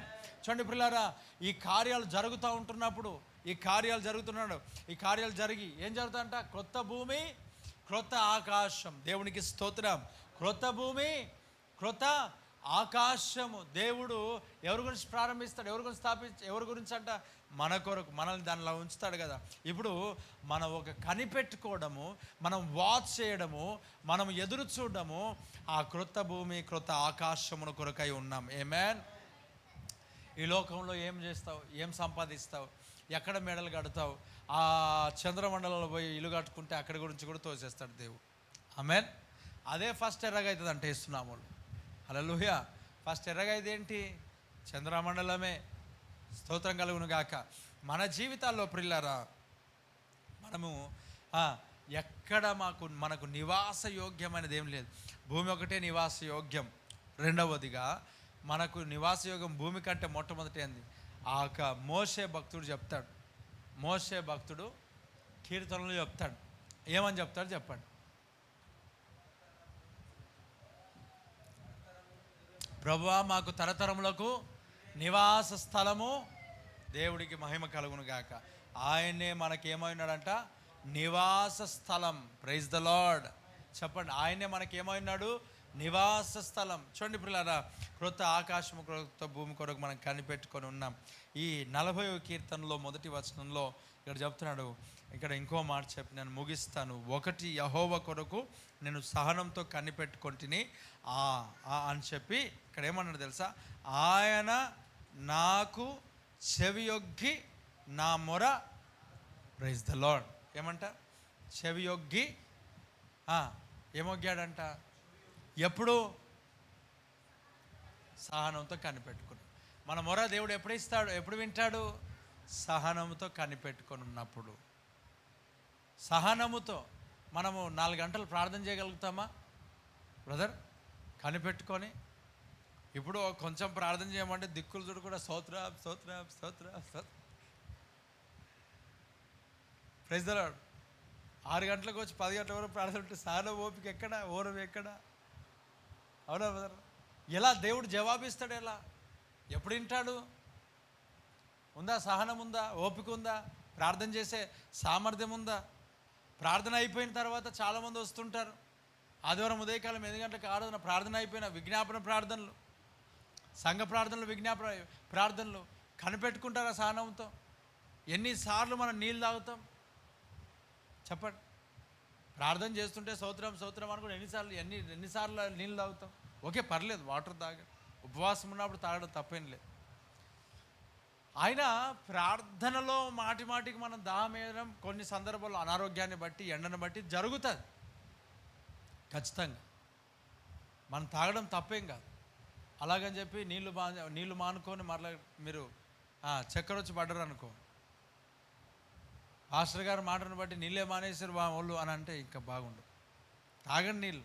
కానీ మన జీవితంలో 2 నిమిషాలకు ఒకసారి మనం నీళ్ళు తాగుతున్నామని అంటే, ఒక్కొక్క సిప్ మనం వాటర్ తాగుతున్నామని అంటే అర్థం ఏంటి? కళ్ళు తెరుస్తున్నామని అంటే, కొన్ని సందర్భాలు కొంతమంది ఎలాగుంటారంటే కళ్ళు తెరిచి చూస్తారు. నేను కూడా కళ్ళు తెరిచినప్పుడు అటు ఇటు చూస్తారు, పక్కన అటు ఇటు చూసి వాళ్ళ పక్కన పిల్లలు ఉంటే కూర్చోరా అని అంటారు. అంటే ఎందుకనంటే నేను కళ్ళు తెరిచింది పని కొరకు తెరిచిన. మన వాళ్ళు పరిచయం చేసే వాళ్ళు ఇంకా అద్భుతంగా ఉంటారు. ఎప్పుడైతే నేను సీరియస్గా ఉంటానో అప్పుడు లేచి ఫ్యాన్లు సరి చేస్తారు. Praise the Lord. ఏదో ఒకటి పని చేస్తారు. అంటే అర్థం ఏంటి? నేను కళ్ళు తెరవడానికి గల కారణం నాకు పని ఉంది. ఏముంది? ఇవన్నీ మానుకోవాలి మనం. ఇవన్నీ చిలిపి చేష్టలు అంటారు, చిన్నపిల్లల ఆట. అదే అన్నా మనకు దేవుడు చిన్నపిల్లల వాళ్ళు ఉండమన్నాడు కదా, అందుకే అలాగ అవుతున్నాం. అంటే ఏం చేయాలి? దేవుడికి స్తోత్రం. మామూలు వాక్య జ్ఞానం కాదు ఇది. చెప్పు 2 చేతులు పైకి హల్లెలూయా. చిన్నపిల్లల్లాగా సహనం అనేది ఉందా? మోకరించి గంట సేపు మోకరించి ప్రార్థన చేయగలుగుతున్నావా? మోకాలలో ఎప్పుడైనా రక్తాలనే గారినాయా నీకు? మన దేవుడు కృపగలిగిన దేవుడు, ఆయన నా కొరకు రక్తం గారుస్తే నేను ఎందుకు గారవాలి రక్తం? ఓహో, ఇట్లాగ వస్తే నేనేం చేయలేను. దేవుడికి స్తోత్రం. ఇంతటి విశ్వాసం ఉంటే నేనేం చేయాలా? ఇంత కృపను నువ్వు పొందుకుంటే నేనేం చేయాలా? అంటే మనం రక్తం కారుస్తూనే ప్రార్థన చేసినట్లా కూర్చుంటే ప్రార్థన దేవుడు వింటాడు. నువ్వు స్విమ్మింగ్ చేసి మునిగిపోయి చచ్చిపోతుంటే కూడా వింటాడు ఆయన. ఆమెన్. హల్లెలూయా. ఇప్పుడు ఇవన్నీ ఎందుకు నీకు క్వశ్చన్ మార్క్? ఇవన్నీ ఎందుకు? చెప్తున్నారుగా, చెప్పించేయి, దేవుడు కార్యం చేస్తాడు. ఆమెన్. అన్ని రకాలు గినొచ్చి రక్తం కాడితే అట్లా దేవుడు దాన్ని చూసి ఆయన ఊరుకుంటాడు? ఆయన ప్రేమ కలిగిన దేవుడు, కృపామయుడా. అవన్నీ మానేయి. ఆయన కృపామయుడే, ఆయన దయామయుడే. Praise the Lord. ఇప్పుడు ఏమంట? రక్తము కారినంతగా పోరాడుటకు దత్తపుత్రాత్మను మహారుషమునిచ్చి జీవబలి సమరముతో. ఆమెన్. ఏమంట? మీరు పాపములో పోరాడుటలో ఇంకా నువ్వు ఏంటంట? రక్తము కారునంతగా పోరాడాలి. Praise the Lord. మళ్ళీ ఎక్కడ గారింది ఏం సంగతి? 2 చేతుల పైనకి ఎత్తి ఆమెన్. అన్న నాకు నిన్న రక్తం గారిందన్న ఎండల ముక్కుల్లో. ఈ రక్తం కాదు యేసునామములో. కూరగాయలకు వస్తే వచ్చే రక్తం కాదు, పడితే వచ్చే రక్తం కాదు. దైవ సన్నిధిలో ప్రైజ్ ద లార్డ్ ఆ యేసుక్రీస్తు ప్రభునంట ఆయన మొరపెడుతుంటే గెత్సమనే తోటలో చెమట రక్తము వలె పోయిందంట యేసునామములో. ఆమేన్. ఎలా పోయిందంట? మనకు చెమటలే గారు యేసునామములో. Praise the lord. చెమట రక్తము వలె పోయిందంట. చెమట రక్తముగా మారేనే. Praise the Lord. ఎలాగ మారిందంట? ప్రవహించింది చెమట రక్తము వలె. Praise the Lord. అంటే ఎలా ప్రేయర్ చేస్తావు? ఎంతసేపు ప్రార్థన చేస్తావు? సహనం, ఓపిక, ఓరమి. ఇక్కడ అంటున్నాడు కదా, ఆయన నాకు చెవి ఒగ్గి నా మొర ఆలకించాడు. ఎప్పుడు ఆలకిస్తాడు? సహనముతో కనిపెట్టుకుంటే. దేవుని సన్నిధిలో సహనంతో ఉన్నావా? కనిపెట్టుకొని ఉన్నావా? ఈరోజు ఒకలాగా రేపు ఒకలాగా నీ మైండ్ మారుతూ ఉంటుంటే ఒక మాట చెప్తాను, దాని పేరు అది మారకముందు తొండ, మారిన తర్వాత ఊసరి వెళ్ళి. Praise the lord. తొండని ఏమంటారు బ్రదర్? అది సెకండ్ స్టేజ్. ఫస్ట్ అక్కడ ఆంధ్రలో ఏమంటారు? తొండనే అంటారా? దేవుడికి మహిమ కలుగును గాక. ఫస్ట్ తొండ, తర్వాత ఊసరవెల్లి ఏం చేస్తుంది? రంగులు మారుస్తూ ఉంటుంది. అంటే భక్తి జీవితంలో మారుతూ ఉంటారు. అలా మారుతూ ఉంటుంటే నువ్వు ఎప్పుడు పరిపూర్ణతలోనికి రావు. Praise the Lord. చెప్పు గట్టి హల్లెలూయా. 2 చేతుల పైనకి ఎత్తి గట్టిగా హల్లెలూయా. ఈ రాత్రికాల సమయంలో ప్రియులారా, మనము దేవుని సన్నిధిలో కనిపెట్టుకొని ఉంటే సహనముతో మనకు దేవుడు జవాబిస్తాడు. జవాబు చూడాలనుకుంటున్నావా బ్రదర్? అర్థమవుతుందా? జవాబు చూడాలనుకుంటున్నావా? నేను కొన్ని సందర్భాల్లో కొంతమందికి చెప్తాను, 6 గంటల నుంచి 10 గంటల వరకు పనులు ఇక్కడే వచ్చి ప్రార్థన చేయండి అని అంట. జవాబు ఎట్లా చూస్తారు చెప్పండి నాకు? చూస్తారా? జవాబు చూస్తారా? నేను చెప్పిన టైంలో, చెప్పిన ప్రార్థన టైం ఇవన్నీ చేయకపోతే ఎలా జవాబు చూస్తాం? పాస్టర్ గారికి మన ఇంట్లో ఈ సమస్యలు తెలుసా? మేము ఎంత కష్టపడతాం తెలుసా? మేము ఎన్ని గంటలకు వస్తాం తెలుసా? మేము ఎప్పుడు పడుకుంటాం తెలుసా? అవన్నీ నేను మీ ఇంట్లో చూడలే. దేవుడికి స్తోత్రం. చూద్దాం కానీ ఇవన్నీ పక్కన పెట్టాలి కదా. ఇవన్నీ అవసరం లేదు కదా. ఇవన్నిటితో మనకేం సంబంధం? దేవుడు ప్రేరేపించి ఒక పనిని మీకు ఇచ్చాడు, మనకిచ్చాడు. అప్పుడు మనం ఏం చేయాలి తెలుసా? మనం తప్పకుండా దేవుని సన్నిధిలో గడిపితే, సహనముతో కనిపెట్టుకుంటే దేవుడు మనకు విజయమును, జవాబును, మన ప్రార్థనను విని మనకిస్తాడు. చెప్పుగడిగా ఆమేన్. హల్లెలూయా. మరి మనము ఆయన సన్నిధిలో సహనంతో కనిపెట్టుకోకపోతే మనకు ఆయన ఎలాగిస్తాడు? దేవుని సన్నిధిలో ఎంతసేపు గడుపుతావు? మనకు ఉదయకాలం కొంతమంది పరిపూర్ణమైన భక్తులు వస్తారు సంఘానికి ఆదివారపు కాలంలో. ఆ పరిపూర్ణమైన భక్తులు బల్ల తీసుకోగానే గాయమైపోతారు, కనబడరు. దేవుడికి స్తోత్రం. రెప్పపాటున ఏమంట? రెప్పపాటున ఎత్తబడతారు, కనబడరు. మరలా వచ్చే వారమే మరలా సంఘ ప్రార్థన ఉండరు, శనివారం సిద్ధపాటు కోడికలు ఉండరు, శుక్రవారం కనబడరు. ఎప్పుడు కనబడతారు? ఎందుకంటే రెప్పపాటున అన్నమాట. ఏంటి చెప్పండి? ఇలా కళ్ళు మూసి తెరవగానే ప్రభు రక్తమాంసంలో, ప్రభా నువ్వు ఇచ్చినందుకు స్తోత్రం, స్తోత్రం, ఆమెను దీవించే సాక్షులను నిలబెట్టి ఆమెను అంటే దేవుడికి మహిమ కలుగునుగాక. మా పని అయిపోయింది బ్రదర్, ఇంకా అయిపోయింది. దేవుడికి స్తోత్రం. కనిపిస్తారా? ఎన్నో రకాలుగా ఆలోచన చేసిన, ప్రభా లాస్ట్కి ఇస్తాను నాయన. అరే లాస్ట్కి ఇస్తే దానికి సంబంధించిన కొంతమంది ఉన్నారు. ఏం చెప్పండి? ఆలస్యంగా వచ్చేవా? ఫస్ట్కి ఇస్తే ఫస్ట్ సెషన్, లాస్ట్కి ఇస్తే సెకండ్ సెషన్. మొత్తానికి జ్ఞానవంతులు. Praise the Lord. చెప్పండి గట్టిగా హల్లెలూయా. మరి బైబిల్ చదివేటోళ్ళకి మామూలు జ్ఞానం ఉండదు. దేవుని సన్నిధిలో యాకోబు కప్పిపెట్టాడు, మోషే కప్పిపెట్టాడు. దేవుడికి స్తోత్రం. ఆయన దేవుడు, ఆయన దృష్టికి ఏది దాగదు, అన్ని బయటికి తీసుకొచ్చాడు యేసునామములో. ఆమెన్. కానీ ప్రియులారా, యెహోవా సన్నిధిలో కనిపెడితే దైవ సన్నిధిలో దేవునికి జవాబు ఇస్తాడు, ప్రార్థనకు జవాబు ఇస్తాడు. కళ్ళు మూసుకుందాం, ప్రార్థన చేద్దాం. ప్రార్థన చేద్దాం.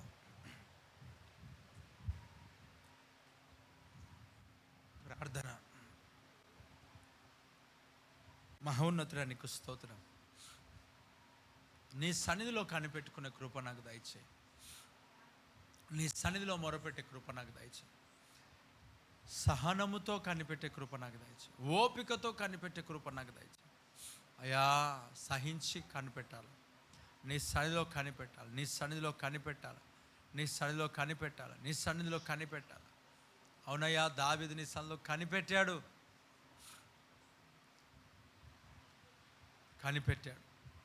ఓపికతో కనిపెట్టాడు. సహనంతో కనిపెట్టాడు. నేనును సహనంతో కనిపెట్టాలా. దేవా, నాకు సహాయం దయచేయి. పరిశుద్ధుడా, నన్ను దర్శించు. ఈ రాత్రి దర్శించినావు నీ వాక్యం ద్వారా, నీకు స్తోత్రం అయా. ఓపిక కలిగి సహనంతో ప్రార్థించే కృప నాకు దయచేయి నాయన. అవునయ్యా, చెవియొగ్గి ఉన్నావు, ప్రార్థన విన్నావు దావీదు. ఎప్పుడు అంటే ప్రభా, ఓరమి కలిగి సహనము కలిగి కనిపెట్టుకొని ఉన్నప్పుడే జవాబునిచ్చావు. నిలువున మోకరించి వాక్యం అర్థమైన వారు అందరూ కలిసి ప్రార్థన చేద్దాం. నీ జీవితంలో దేని కొరకైతే ప్రార్థన చేస్తున్నావా, దేని గురించి అయితే మొరపెడుతున్నావా, విజ్ఞాపన చేస్తున్నావా, దైవసనలో అడుగు. దేవుని స్తుతించు, దేవుని గణపరచు, దేవుని మహింపరచు. దేవా, నీ సన్నిధికి వచ్చానయ్యా. నీ సన్నిధిలో నేనున్నానయ్యా. నేను కనిపెట్టుకొని ఉన్నానయ్యా. సహనం కలిగి ఉన్నానయ్యా. దేవా, నాకు సహాయం దయచేవా. వరములతో నింపు, ఫలములతో నింపు. నిరీక్షణ కలిగి అడుగు, ప్రార్థించు, మొరపెట్టు. దేవుని సన్నిధిలో దేవుడు దీవిస్తాడు. సహనముతో కనిపెట్టుకొని ఉండు, ఎదురు చూస్తూ ఉండు, ఓరమి కలిగి ఉండు, వెయిట్ చెయ్యు, వాచ్ చెయ్యు. దేవుడు నీ జీవితంలో గొప్ప కార్యాలు చేయబోతున్నాడు. ఆశ్చర్యమైన కార్యాలు చేయబోతున్నాడు. మహత్కార్యాలు దేవుడు చేయబోతున్నాడు.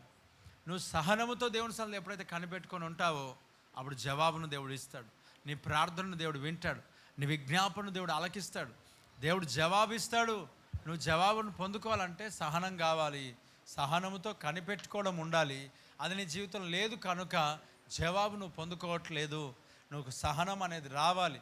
మొరపెట్టు ప్రియుడా, దేవుని సన్నిధిలో గట్టిగా దేవుని సన్నిధిలో మొరపెట్టు, అడుగు. దేవా, కార్యం జరిగించు. దేవా, నా జీవితంతో మాట్లాడినావు, నీకు స్తోత్రం. విడిపించు. సహనము కలిగి కనిపెట్టుకొని ఉంటున్నా. బలపరచు నాయన. జవాబు దయచే నాయన. మొర్ర పెట్టుకొనుచున్నా.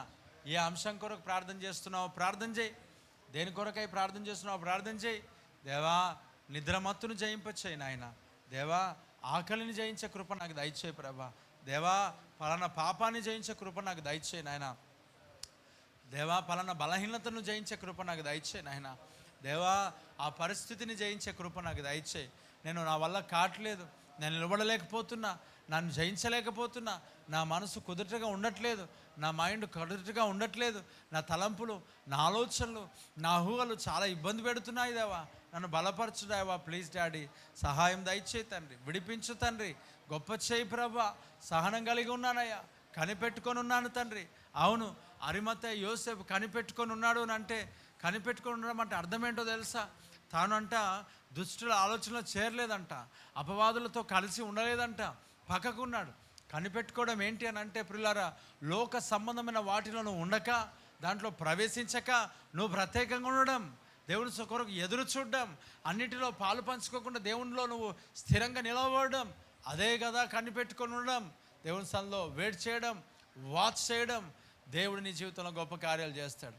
నీకు దేవుడు ఇచ్చే ఆశీర్వాదం కొరకు ఎదురు చూడు, వెయిట్ చేయి, వాచ్ చేయి. దేవుడు గొప్ప కార్యం జరిగిస్తాడు. సహనం కలిగి కనిపెట్టుకోండి, పేషెన్స్తో ఉండు. దేవుడు దీవించబోతున్నాడు, దేవుడు విడిపించబోతున్నాడు, దేవుడు స్వస్థపరచబోతున్నాడు, దేవుడు ఆరోగ్యం ఇవ్వబోతున్నాడు, క్షేమమునివ్వబోతున్నాడు. ఇదిగో అంత మాత్రమే కాదంట, ఆయన రాజ్యము కొరకు కనిపెట్టుకో, క్రొత్త భూమి కొరకు కనిపెట్టుకో, క్రొత్త ఆకాశం కొరకు కనిపెట్టుకో.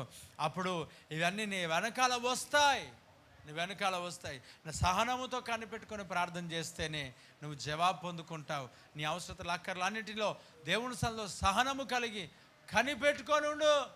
దేవుడు నీ జీవితంలో ఆశీర్వాదాన్ని ఇస్తాడు, జవాబుని ఇస్తాడు, విడుదలను ఇస్తాడు. కళ్ళు మూసుకుందాం. మహోన్నతుడా, కృపగలిగిన దేవా, శ్రేష్టమైన వర్తమానం నాకు ఇచ్చావు, శ్రేష్టమైన మాటలు నాకు అనుగ్రహించావు. నీకు వందన.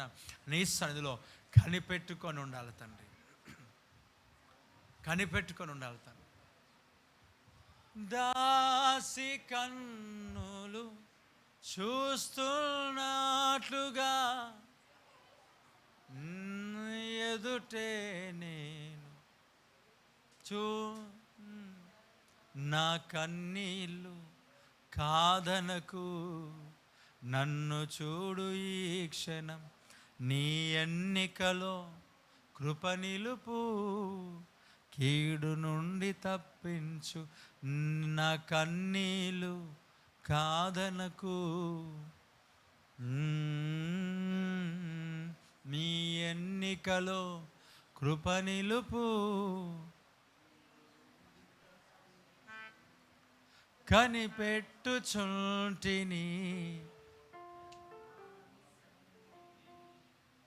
నిన్ను ఆశ్రయించితి. గట్టిగా, కనిపెట్టుచుంటిని.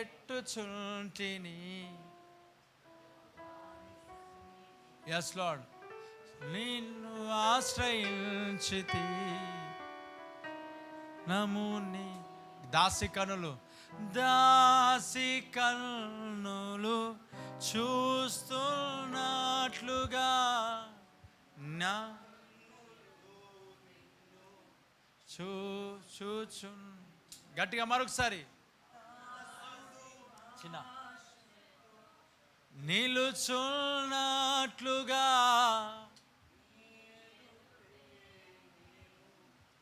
మరొకసారి దాసి కన్నులు. గట్టిగా చెప్దాం, దాసి కన్నులు చూస్తున్నట్లుగా నా కన్నులు నిన్ను చూచుచుండగా, దాసుడు ఆశతో నిలచున్నట్లుగా నీ ఎదుటే నేను నిలచి. కన్నీళ్ళు దేవా, నా కన్నీళ్ళు కాదనకు, నన్ను చూడు ఈ క్షణం, నీ ఎన్నికలో కృప నిలుపు, కీడు నుండి తప్పించు, నా కన్నీళ్ళు కాదనకు, నన్ను చూడు ఈ క్షణం, నీ ఎన్నికలో కృప నిలుపు, కీడు నుండి తప్పించు. కనిపెట్టుచుంటిని ప్రభువాని సన్నిధిని, నిన్ను ఆశ్రయించితిని. శరణమునివని కనిపెట్టుచుంటిని ప్రభువాని సన్నిధిని, నిన్ను ఆశ్రయించితిని. శరణమునివని నీవు రాసిన రాతను నేను నిలుపుము, రాకడ వరకు నీకై కూసిన కోయిల నేను చూడుము, ఆశతో ఉన్నా నీవు రాసిన రాతను నేను నిలుపుము, రాకడ వరకు నీకై కూసిన కోయిల నేను చూడుము, ఆశతో ఉన్నా. నిందల చేత నిష్ఠురమయ్యా, ఆదరణ చూపవ ఆరాధనీయుడా. నిందల చేత నిష్ఠురమయ్యా, ఆదరణ చూపవ ఆరాధనీయుడా. నా కన్నీలు కాదనకు, నన్ను చూడు ఈ క్షణం, నీ ఎన్నికలో అన్న నిలుపు. దైవ సన్నిధిలో సహనముతో, ఓపికతో, కన్నీళ్లతో, ప్రభు సన్నిధిలో కార్చిన కన్నీళ్లు దేవుడు దృష్టించు. దేవుడు త్రోసేయలేదు, చూడు దేవుడు విడిచిపెట్టలేదు. సహనంతో కనిపెట్టుకుంటే ఆయన చెవియొగ్గి నీకు జవాబు ఇచ్చేవాడై ఉన్నాడు. ఆయన తక్కువ చేసి చూడకేప్పుడు ఆయన జీవితంలో అద్భుతాన్ని చేస్తాడు, ఆశ్చర్యకార్యాన్ని చేస్తాడు. ఆయనకు అసాధ్యమైనది ఏమీ లేదు. కనిపెట్టుకో ప్రభు ఒక గడప నిలుపు, కనిపెట్టుకో దేవుని సన్నిధిలో. తప్పించు కనిపెట్టుచుంటిని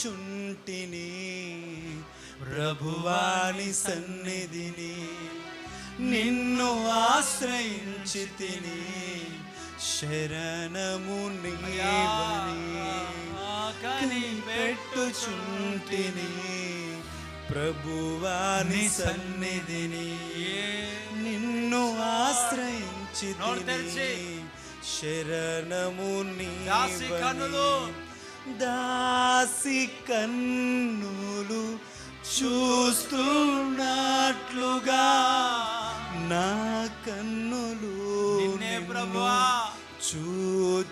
చూచుచుండగా, దాసుడు ఆశతో నిలచున్నట్లుగా నీ ఎదుటే నేను నిలచియుంటిని. దాసి కన్నులు చూస్తున్నట్లుగా నా కన్నులు ఆశతో వేచి చూచుచుండగా, దాసుడు ఆశతో నిలచున్నట్లుగా నీ ఎదుటే నేను నిలచియుంటిని.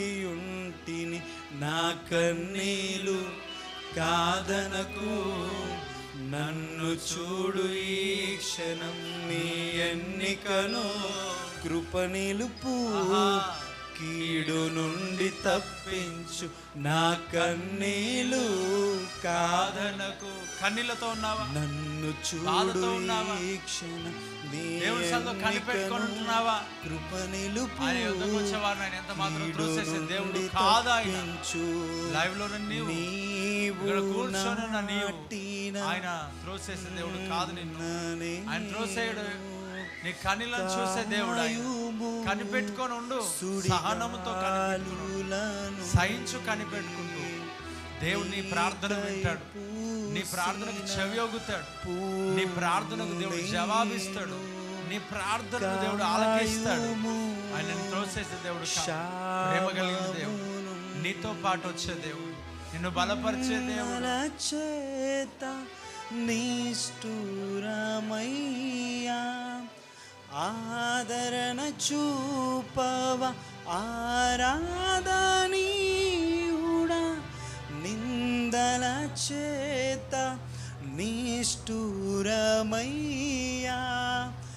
ఆదరణ చూపవ ఆరాధనీయుడా. నా కన్నీళ్లు చెప్పు గట్టిగా. నా కన్నీలు కాదనకు, నన్ను చూడు ఈ క్షణం, నీ ఎన్నికలో కృప నిలుపు, కీడు నుండి తప్పించు. నా కన్నీలు కాదనకు, నన్ను చూడు ఈ క్షణం, నీ ఎన్నికను కృప నిలుపు, కీడు నుండి తప్పించు. దాసి కన్నులు చూస్తున్నట్లుగా నా కన్నులు నిన్ను చూచుచుండగా, దాసుడు ఆశతో నిలచున్నట్లుగా నీ ఎదుటే నేను నిలచియుంటిని. దాసి కన్నులు చూస్తున్నట్లుగా నా కన్నులు నిన్ను చూచుచుండగా, దాసుడు ఆశతో నిలచున్నట్లుగా నీ ఎదుటే నేను నీల నా కన్నీళ్లు కాదనొద్దు దేవా, నా కన్నీలు కాదనకు, నన్ను చూడు ఈ క్షణం నీ ఎన్నికలో కృప నిలుపు, కీడు నుండి తప్పించు, నా కన్నీలు కాదనకు, నన్ను చూడు ఈ క్షణం నీ ఎన్నికలో కృప నిలుపు, కీడు నుండి తప్పించు. మహోన్నతుడా, నీ గడప ఎదుట నేను రాత్రి భాగంలో నేను కనిపెట్టుకొని ఉన్నా, నీ వాక్యాన్ని నేను ధ్యానిస్తూ ఉన్నా, ఓపికతో ఉన్నా, సహనముతో ఉన్నా. నా ప్రార్థన జవాబు నేను కనిపెట్టుకొని ఉన్నా. దాసి కనులు నీ వైపు చూస్తున్నట్లు, దాసుడు ఆలకిస్తున్నట్లుగా నీ వైపు ఎదురు చూస్తున్నట్లుగా, కావలి వారు ఉదయం కొరకు ఎదురు చూస్తున్నట్టుగా కనిపెట్టుకొని ఉంచున్నట్లుగా, నేను నీ సన్నిధిలో నీ కొరకు, నీ ఆశీర్వాదం కొరకు, నీ సన్నిధి కొరకు కనిపెట్టుకొని ఉన్నాను. నీ ఆశీర్వాదం కొరకై, నీ దీవెన కొరకై దేవ నేను కనిపెట్టుకొని ఉన్నా. పరిశుద్ధపరచు వాడా నీకు స్తోత్రం. నీ సన్నిధిలో నేను కనిపెట్టుచున్నానయ్యా. రోసేకయ్యా, దాసి కనులు చూస్తున్నట్లుగా నా కనులు నీ చేతిలో చూస్తున్నట్లుగా నిన్ను చూస్తున్నాయి. దాసి కనులు చూస్తున్నట్లుగా చూస్తున్నాయి. దాసుడు కనిపెట్టుకొని వచ్చినట్లుగా, కావలి వాడు ఉదయం కొరకు కనిపెట్టుకొని వచ్చినట్లుగా, అయ్యా జీతగాడు జీతం కొరకు కనిపెట్టుకొని వచ్చినట్లుగా నేను నీ కొరకు కనిపెట్టుకొని వచ్చున్నానయ్యా. నీ వైపు చూస్తున్నాయ్యా. అయ్యా నీకు యెహోవా కొరకు కనిపెట్టుకొని ఉండు. సహనముతో ఆయన నీ ప్రార్థన వింటాడు, నీకు జవాబిస్తాడు. ఆయనను త్రోసేయడు. కనిపెట్టుకొని ఉండు, సహనం కలిగి ఉండు. నిరుత్సాహపడకు, నిరుత్సాహం చెందకు, నీ బాధపడకు. ఓదార్పు కలిగి ఆయన నిన్ను కనికరించేవాడు. ఆయన త్రోసేసే దేవుడు కాదు. ఆయన ఆగారునే కనికరించిన దేవుడు నిన్నెందుకు కనికరించడు? నీవు ఆగారు కంటే శ్రేష్ఠుడవు, శ్రేష్ఠురాలువు కదా. వేసు రక్తంలో కడగబడిన వ్యక్తివి కదా. నువ్వు వారికంటే శ్రేష్టమైన వ్యక్తివి కదా. ఎందుకు త్రోసేస్తాడు ఆయన? నీవు ఆగారు కంటే శ్రేష్ఠురాలువు. అవును, నీవు రహాబు కంటే శ్రేష్ఠుడవు. ఆయన త్రోసేయడు. ఆయన కొద్ద వచ్చిన వారిని త్రోసేయడు కదా. ఆయన విడిచిపెట్టాడు కదా. ఎందుకు నీకు అనుమానాలు వస్తున్నాయి?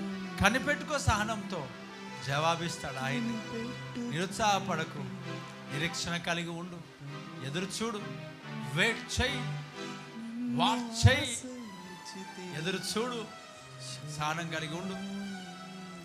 దేవుడు కార్యం చేయబోతుంది. దేవుడు కార్యం చేయబోతుంది. ఇస్తాడు ఆయన. ఆలస్యమైన నువ్వు జాగు చేయకుండా వస్తుంది ఆయన. ఖచ్చితంగా దేవుడు చేస్తాడు. కనిపెట్టుకుని నిరుత్సాహపడకు, నిరుత్సాహంతో ఉండకు, ధైర్యంతో ఇక్కడి నుంచి వెళ్ళు, సహనంతో కనిపెట్టుకో. దేవుని సన్నిధిలో ఆయన విడిచిపెట్టాడు. మహోన్నతుడా, కృప కలిగిన దేవా, ఈ మాటలు ప్రతి ఒక్కరి జీవితంలో ఫలభరితంగా మార్చు. లైవ్లో ఉన్నవారు, ఇక్కడ ఉన్నవారు అందరినీ దర్శించు, ఆశీర్వాదకరంగా మార్చు. దీవిస్తున్నాను తండ్రి. నిలబెట్టు, మా ఇంపొందుకు అభిషేకించు, గొప్ప కాల్చి అక్కడికి సిద్ధపరచు. యేసు నామములో స్తుతిస్తూ ప్రార్థిస్తున్నాను. బిడ్డలు తిరిగి వెళ్తుండగా మార్గంలో తోడుగా ఉండు. యాక్సిడెంట్స్ కొట్టి, ప్రమాదాలు కొట్టి, పాము నుండి తేలును తప్పించు, వ్యక్తులు ముద్రించు. యేసు నామములో వారు చేసిన ప్రతి ప్రార్థనకు జవాబు దయచే. లైవ్లో ఉన్న వారిని కూడా దర్శించు. గొప్ప సాక్ష్యం మేము వినాలా. యేసు నామములో అడుగుతున్నాను తండ్రి, ఆమె. మన తండ్రి అయిన దేవుని యొక్క ప్రేమ, కుమారుడైన యేసుక్రీస్తు యొక్క కృప, పరిశుద్ధాత్మని కలిగిన సహవాసం ఇప్పుడు ఎల్లప్పుడూ సకల పరిశుద్ధులను సార్వత్రిక సంఘమునకును ఈ సిద్ధపాటు కూడికలోనికి వచ్చిన ప్రతి బిడ్డకు సదాకాలం తోడును గాక. Amen, amen. అందరికీ వందనాలు. దేవుడు మళ్ళీ దీవించి ఆశీర్వదించును గాక. God bless you all.